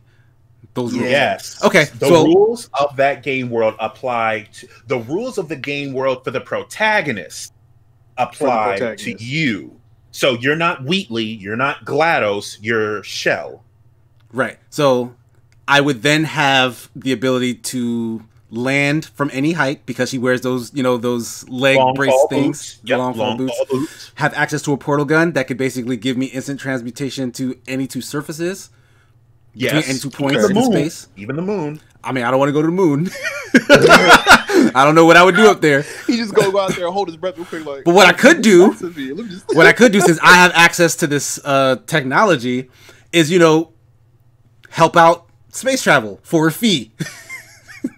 You know what I mean? How many people don't come after you once they find out you got that? Right? Like they just. I mean, are they gonna? I live in America, right? I'm not in wherever this is. I live in America. That's the problem. No, but still, I have rights. Someone's gonna see that and be like, I have rights. I have rights. That gun. No, they can't. Like a company can't steal it from me. Like a person can, maybe. A person can, maybe. Wait. Did you just say a company can't steal that from you? No, not legally. Like if it's my thing, like. You get what I'm saying, right? Like I have avenues to lay claim to the technology that I possess, right? So I can't. I'm willing to sell it. I'm not being altruistic where I'm saying no. I want to use this. I want to use this for good. I'm like, who has the best offer and wants to make use of portal technology? Because bam, we can work together. Pay me off. I mean, I just didn't want to see like, have you seen Sigma on my milk cart? Yeah, like that's what I'm thinking about. But no, because have you seen me? Like, man, because I'm aware that corporate greed goes that dark. You know what I mean? But they don't necessarily start there. They offer you money. They try to buy you out. You know what I mean? So and then they make. I hear you. Right, like I'm not gonna instantly just go to I'm in a government lab somewhere. They're gonna try to buy me out. So what happens when, like, let's say, and this is purely hypothetical, of course, right? Uh-huh. For whatever reason, the KKK gives you the best offer. What? Do you First sell of it to all, them? I'm just saying, a bad organization But wait, gives you the best offer possible. Are you selling to them? No. Why would I want to give the KKK portal technology? That's a very good question. All right. So you're saying you take the best offer. That's what I'm saying. Yes. The KKK is not the best offer. Like, however you want to frame it. If they give the highest monetary offer, that's one way. But the best offer, I don't consider that the best offer. So with that, right, with money not being the only factor, you are using it for what you believe is good. Right. But I'm assuming there's going to be multiple parties. And honestly, if you're saying, okay, for whatever reason, the KKK comes up with the most money, what are they then going to do with it? Because at that point... they came up with money, bro. Yeah, like, right, that's not your problem. They came up with money and said, hey, we like what you got. We'll take that. Here's some money.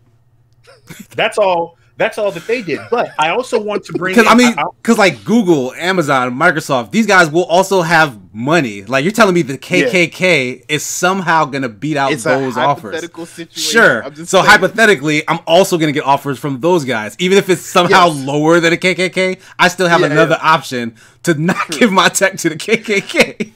So the fact is, your decision is ultimately decided by morals. Fair enough. It's fine. Let's say yes.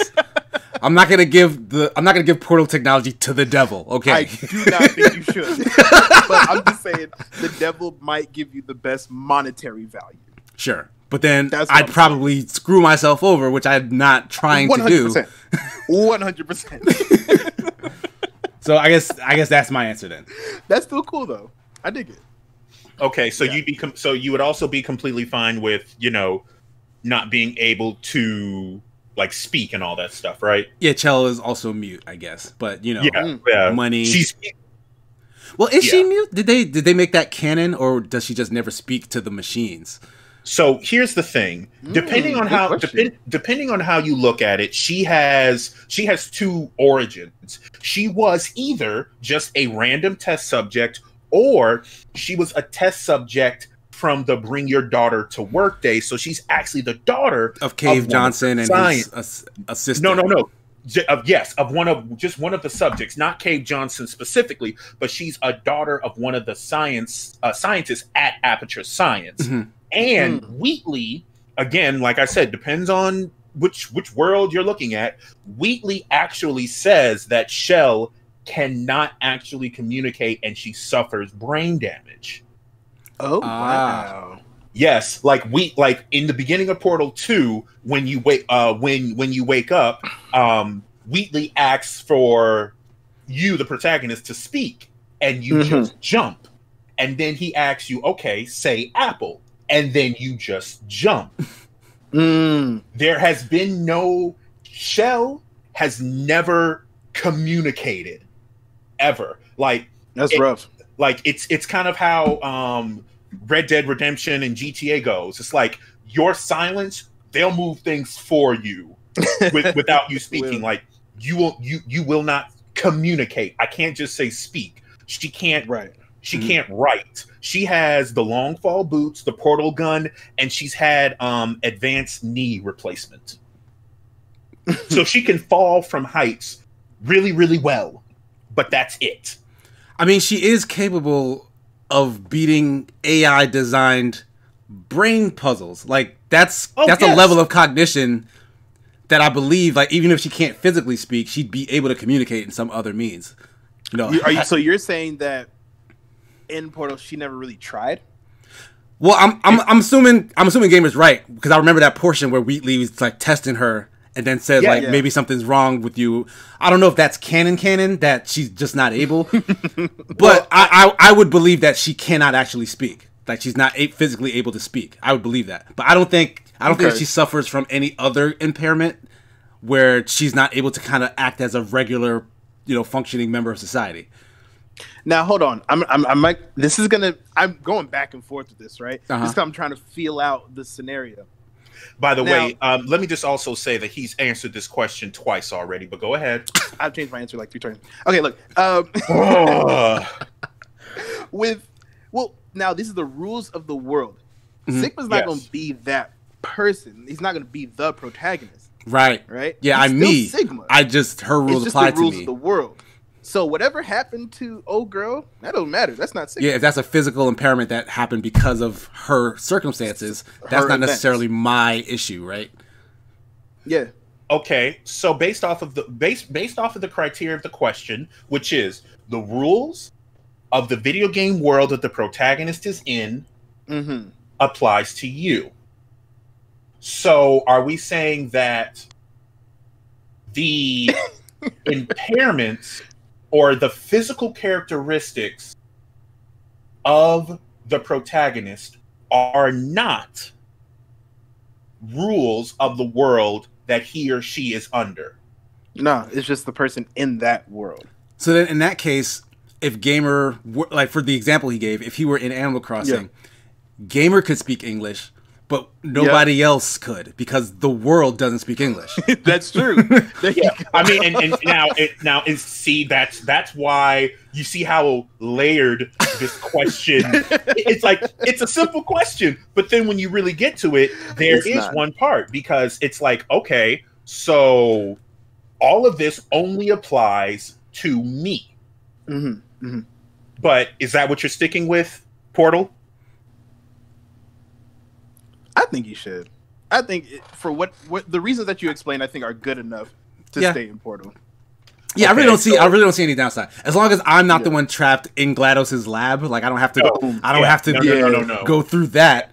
In which case, I did beat both games. So I'd probably make it out of that anyway. But other than that, yeah, sure. I'll have a portal gun and then I'll sell it for monies.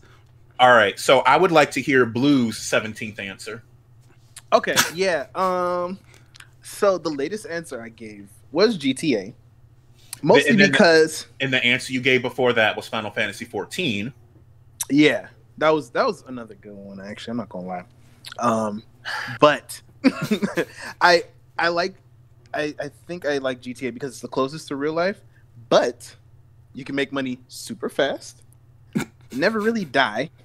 You just wake up in the hospital. You just wake up in the hospital, or you just wake up down the block. Actually, you don't even really wake up in the hospital. You just a few blocks away. You just And look, let me tell you something, right? If I, for whatever, man, I'm running a little low on cash. Let me go knock the corner store down the street, right? Boom, boom, boom. I go to my house. I'm down the street. If I can get to my house before the cops show up, all the cops forget about it. And I can go back to that liquor store in 10 minutes. You know what I'm saying? Right. It's just kind of a situation reset button kind of doing what I want on crimes. Exactly. Well, and if I avoid the cops for like 5 minutes, they'll also just stop looking for me. There's a lot of things I can get away with in GTA World, and I can still like not be a jerk. And also the cops will shoot you if you commit a crime. Yes. Like any minor crime, the cops will aim to kill. Any minor crime. And right now, I'm not doing minor crimes, so I'm cool with that. You know what I mean? So I'm totally fine with that. Like, I'm not, so. Yeah, I'm not trying to draw the comparison to shootings, but it's I'm trying to think of like other like negative factors to this though. I mean, because the cops' attention is pretty bad. But then other than that, the game, cell phone, the contacts that I got on my phone. Oh, you get called out constantly. Lester. Well, I mean, you can put that on mute, and I do it in the game too. You can put it on mute. But the fact is, like, show me how to do there's that. A lot of good people you can call I can call a mechanic and have him bring my car around. You know what I'm saying? I can call Lester and just tell the cops to, go somewhere else. There's a lot of things you can do, and not to mention all the businesses you can own for relatively cheap. When I'm talking about cheap, I'm talking about the work that you put in versus what you get is very cheap. Oh, yeah. Yeah, so... Okay, so you're actually sticking with that one. Well, hold on. I think so. Hold on. Yeah, what you got? I think there's a wrinkle there. Because, yes, you can make a lot of money in GTA, and you can make money easily in GTA by doing these various things, right? But the cost of things, they're not relatively cheap in GTA. I get you. I get what you're saying, right? But let's say, for whatever reason, there's a car, right, that costs like $1 million. Mm-hmm. Right? I can make $1 million a lot quicker than I can in real life. Fair. A lot quicker. Right, and if it is your life, then you're basically just grinding GTA money all day. Boom. And if I log in during certain times, you know what I mean? Just wake up during $500,000 in my account or $1 million. So, yeah, GTA sounds great to me. It's the closest to real life, and I'm virtually invincible. Yeah, you probably can't you take a lot of bullets. Much more than anybody else showing up on my doorstep. Like you suffer no brain damage if you get into a motorcycle accident. And I get pocket space with all my weapons. You're right. And then you could put like vacuum cleaners in there because. Yep. Exactly, bro. And I can do all kinds of when I say I can do all kinds of stuff from my phone, I can do all kinds of stuff from my phone. But that's just real life. That's just really. Now times. Not nearly as fast. It's like, can you buy a property today on your phone? Today. Yes. Well, like you okay. start the process today and you finish it today. Okay. I mean, it think depends. Okay, Like, if you got enough money, sure. Hold on. Let's add a little bit more to that, because I think the fact that Blue hit on that time aspect, because within the span of less than 10 minutes, you can own and already be moved into your brand new apartment. Like just like that. Or even better, because here's the other thing too. When you start off on GTA, you basically start off with no money, right? Mm-hmm. Mm-hmm. But you have the ability to get into almost any car you want and then go and sell it. Like you can, like I don't. As long as nobody sees you. As long as no one sees you, you're completely fine. And because I feel like we're getting a little deeper, a little meta, a little literal with this, I'm gonna actually go that far with Blues. Also, the cops, though they will shoot you in the immediately when you commit a crime, go up to LSIA and just go get a plane. Like, well, it wouldn't be LSIA. It would whatever airport. Yeah, Atlanta whatever airport. Yeah. And just go. Fly away. And you are decently good at it. Like, because I guess because the rules of that world. Yeah, the rules of that world would mean that you would have no issue pilot just getting in and flying a plane. Yeah. No. Yeah, like you can just like that's it. You just go. It's like, oh man, I really want that car. Okay, so here's this then. What you got? GTA rules apply to you and only you. So yes, you can take that. Hold on. Let's go back. I just because I want to make sure. So the rule. So the world of GTA. The world's rules of GTA. The world rules of GTA that apply to the main character, the protagonist, applies to Blue. Yes. Yes. So with that being said, yes, he can go and take a car and go and sell it for money. But who did he take that car from? The rules don't apply to that person. He just robbed a mother of 4. Well, it's very possible, and he serves no consequences. Right. He just stole a plane. Jerk. Yes, like so. Essentially, the more Blue uses his GTA ability, the more chaos he leaves in his wake in the actual world. Because people can't stop him. 100%. Who's gonna stop him? The police can't stop him. He's a menace to society. Right. Yes. Preach, brother. Preach. Like, is he okay with this? Like, what is the moral implication? It's still Blue. Blue has a conscience, I'm sure. Yeah. Like when all the protesters are outside his house. What protesters? What do you mean? Like people are gonna do what they want to do. Well, yes. The thing is, with GTA rules, I can be ignored if I just make a call.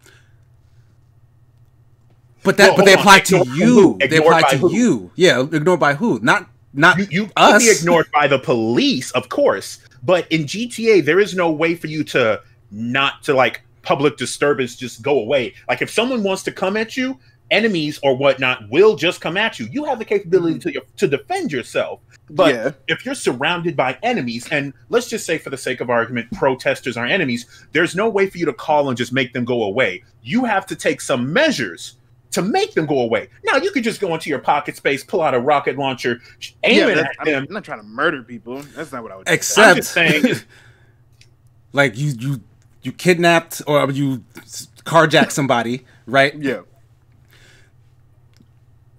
I mean, how are you doing? Are you nicely asking them to get out of their car, or are you doing it GTA style where you kick somebody in the face, hit him a couple times? Hold on. Man, woman, doesn't matter. Remember, but this is all my choice, though. Blue isn't saying anything. I'm not saying because I'm quiet the whole time. But I mean, it's because GTA Online, sure, but GTA, like the protagonists of that game, do have they do speak. Mm-hmm. Okay, well, and let me take it to. Let me answer what Sigma said real quick. Mm-hmm. If I decided, if Blue says, you know what, I want to carjack somebody, right? Which I don't know why I would. I like my car. But I think Blue would take time and choose his target properly. I wouldn't just randomly carjack somebody. You know what I mean? So you're I saying do you're some going to research. carjack someone who deserves it. You're going to be a vigilante. A little Robin Hood action, you know what I'm saying? Because the more you abuse this ability to basically suffer no consequences, there are going to be people you leave in your wake who are going to be like, definitely. can we not do anything about this? And the answer is no, they can't. But they're probably going to try, and that is going to affect you in some way.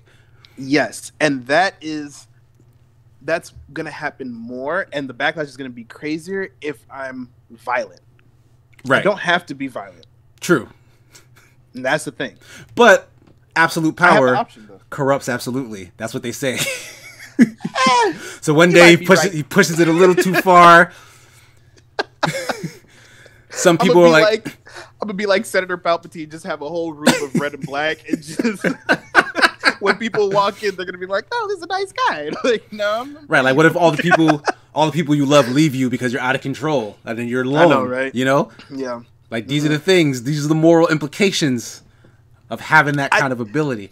Oh yeah, you definitely get away with a lot and go crazy with it, but that would be that, you know, it really depends on your moral standing and what you believe is responsible, what you know. So y'all are at my mercy. And it's not like anyone evil has ever said those words. Well, No, never. You know what? Superman can say the same thing. You're right, and he's never said that. Y'all are at my mercy, except for when he was like a bad guy and took it into his hands. Oh, and you know what? Here's the thing. So look, say Blue has those abilities, right? He doesn't need to be a bad person for someone else to just say he could become a bad person and then try to do something about it. True, and that's because everybody knows about him. Not everybody will know that I have that power. For now, like, Of course, for now, yeah. I mean, just like because people gonna find out anytime you eventually use it, about you're your running a portal risk of being found out. What's that? Anytime you use this ability, you're running a risk of being definitely at found risk. out. And I'm assuming like you any picked it because you superhero, want to just use like- it, you know? So Oh, yeah, I mean, it's only a the matter of same with time. Portal gun. Except, no, that's a public thing. I'm not hiding it. I'm saying, come and buy this from me. Look what it can So do. both- Look, everybody. Let me tell you something. I'm gonna tell you something right now. Uh-huh. If you say come and buy this, there's at least 10 people that are gonna try and steal it before you can buy it. They're not gonna get to me, though. How? Because how they contacted me? Come and buy this. What are they gonna do? Email me? No, they're gonna go to your house. What you talking about? Because you guys all know my address, right? I have your address. And it's exactly you. Exactly. No, I don't know it off the top of my head. Exactly. So yes, nobody who's trying to do me harm knows my address. Otherwise, come here and fight me already. Like, like, what do you mean? Wow. He's like, yeah, let's throw hands. I'm with it. He's brave. First of all, I have a portal gun. Like, come on, come and fight me. Let me shoot a portal under your car, and then the other one I'll put on the side of a mountain somewhere. Are you sleeping with your portal gun? Yes, absolutely. You have to. Yes, I have to. I have to. You're absolutely right. But I'm telling you right now. I'm telling you right now. If a company is interested, Yeah. look, I'm the one who has the gun. If you want it, I'm willing to give it to you. Make sure I'm here to give it to you, because you don't know what maybe Johnny steals a lot, wants the portal gun, and he wants to sell it to the KKK, like you mentioned. Like, What if the KKK protects you from? I don't even know why. Why are they even a factor in this? Because they want that sale. Anyway, I'm just giving worst case scenario. All right. So I think now that we've drilled so deep, I think I can give my answer. all right, What go you ahead, guys- please. What you got, Mr. Gamer? So I actually choose the video game Elite Beat Agents. I love that. Okay, remind me, what is it that applies to the protagonist in that game? So each Good stage, dance moves. oh, a lot of good dance move, amazing music. Beyonce's song Yeah. Survivor was even on there. I'm sorry, that's a Destiny's Child song. You can't do that to That's them. true. That is very You can't true. just call that a That is very Beyonce song. true. That is very true. Forgive my ignorance from the Beehive. I Yeah, am the Beehive sorry. about to come after you. Oh Better show dear. respect to her cohorts. Okay. Anyway, but with Elite Beat Agents, every stage the main character has some problem. For example, the main character does. Yes, like who? Okay, so no, not the protagonist. So let me explain. So the world is it's have you ever heard of or played Elite Beat Agent Sigma? I've heard of it. Yes, I'm familiar. Okay. I think it's a rhythm based thing, but I don't really know the story in it. It's not really one. But the idea is that the main characters switch. And it's from different stages, and each of these people need help with something. Sometimes it's I am sick and I need to win a race, and I'm sorry, this is going to get a little heavy. My daddy died and I want him here for Christmas. I remember that one. Oh, yes, no, seriously, Sigma. I'm not kidding. I'm not kidding. Wow. Like her daddy died, got hit by a car. And with the power of the Elite Beat agents, he momentarily came back from the dead for Christmas. For like a hug or something like that, right? Yeah, a hug. Yeah. I'm not, yeah. That didn't see that coming. No one.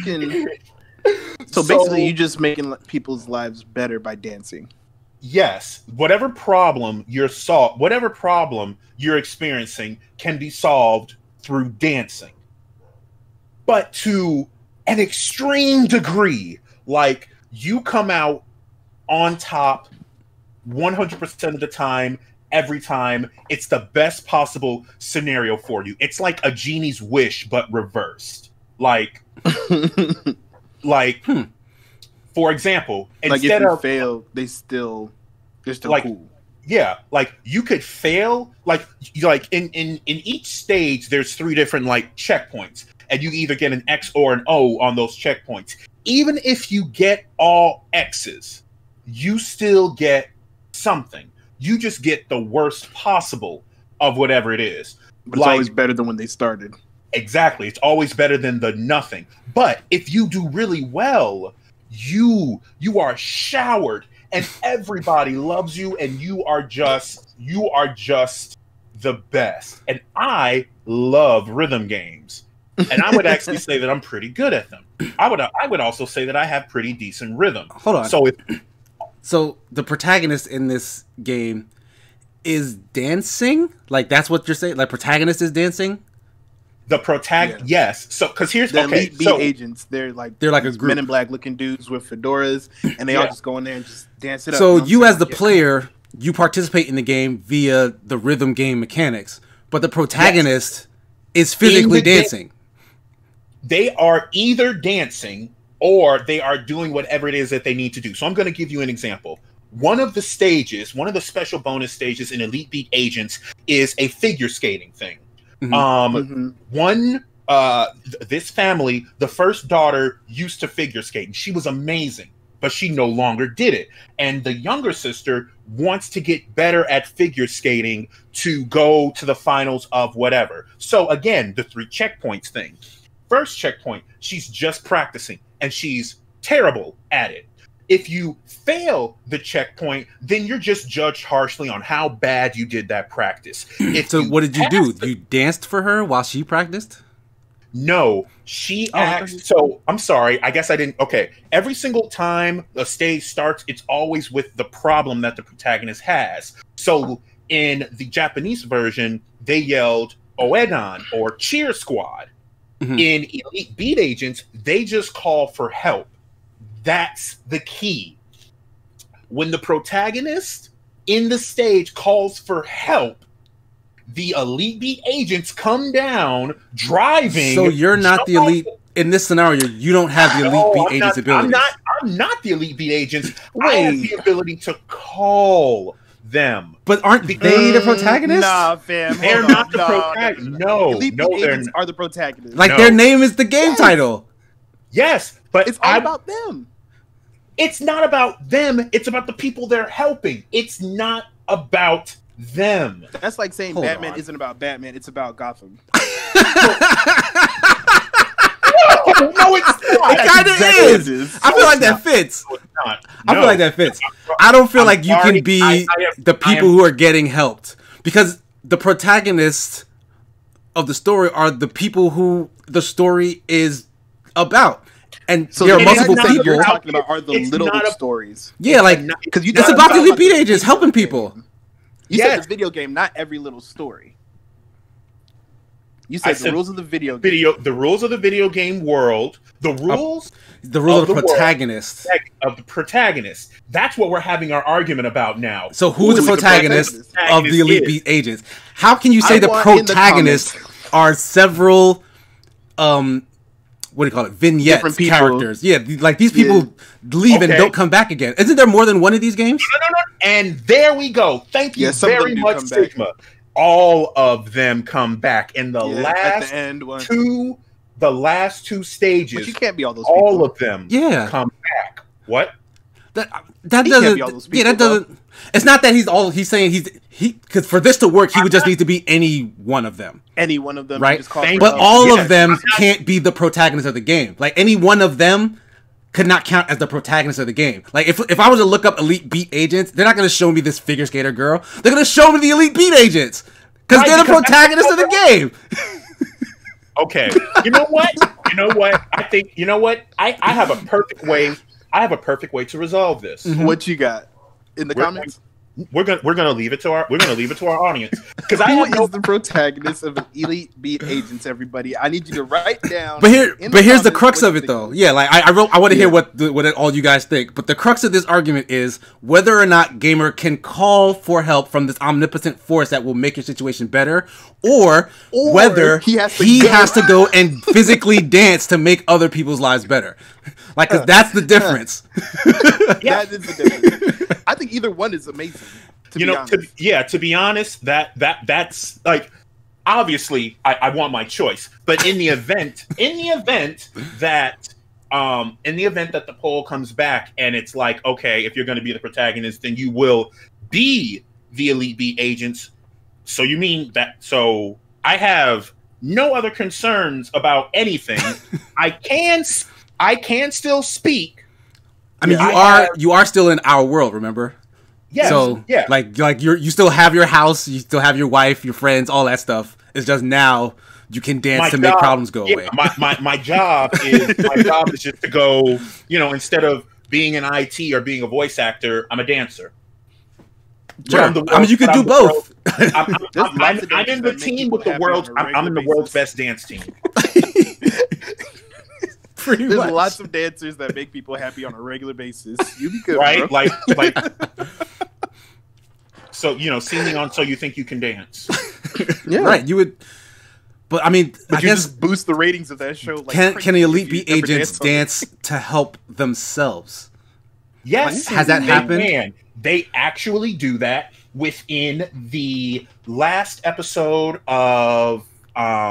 They do that within the last stage of Oedon and in Elite Beat Agents. And Elite Beat Agents, the Elite Beat Agents are actually defeated.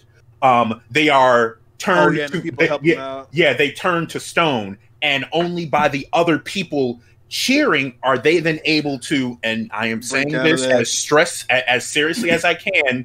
Use the dance power of everyone surrounding them to channel that with the world to then shoot a beam at the spaceship that's trying to stop rhythm from happening on Earth. Yeah, so I mean, if that ever happens, we just gotta get Flash out.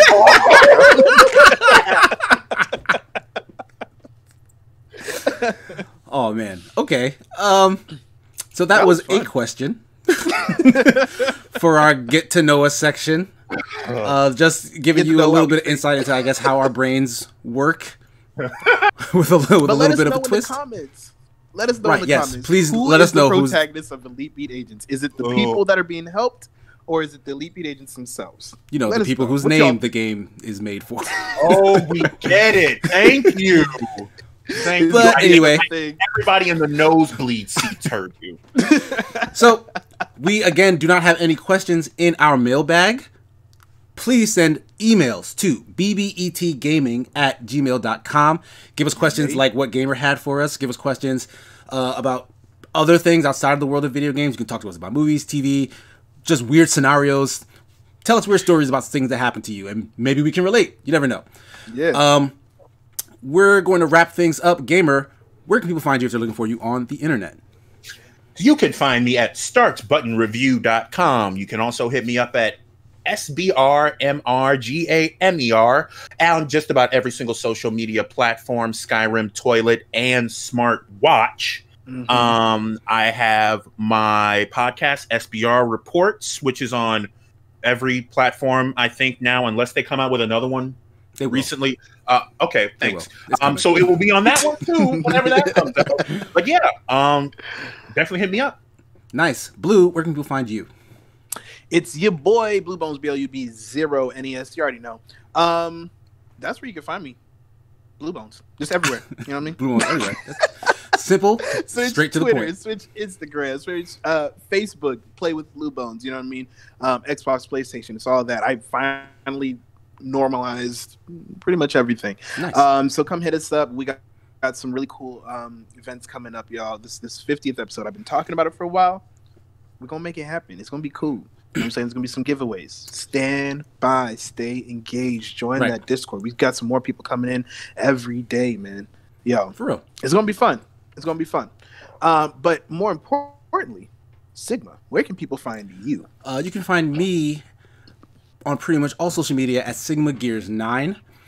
You can find me on Facebook at Sigma and Sun. And you can find my 3-minute reviews, 2 of which just went up very recently, like within this past week, on the Escapist YouTube channel. You can find opinion pieces, live streams, things that we do on the Escapist website as well as the Escapist Twitch. So just search for Escapist and then my name, not Sigma, KC, because I don't go by Sigma on there. But search for that stuff. You'll be able to find what I've been working on.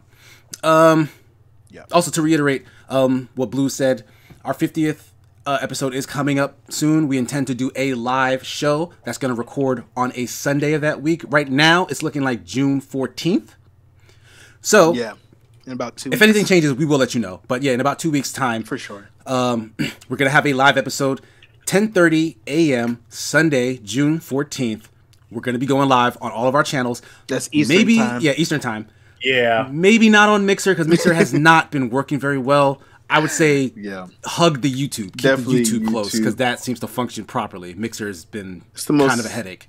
Consistent. Yeah. Yeah, as of late, anyway. But be on the lookout for other news and announcements regarding to that. May have a guest coming up soon as well. Next week. Is that next week? Yeah. Yes, that is next week. I believe so. So you'll get to find out who that is who's going to be joining us on the BBET GamesCast. Hopefully everyone will get to stay through the show throughout the whole thing. Jeff had to go get some car stuff done, so he headed out early. But he will be back next week, we hope. Thanks to my 2 co-hosts. Thanks to everybody who's listening. See you guys next time. Peace. Adios.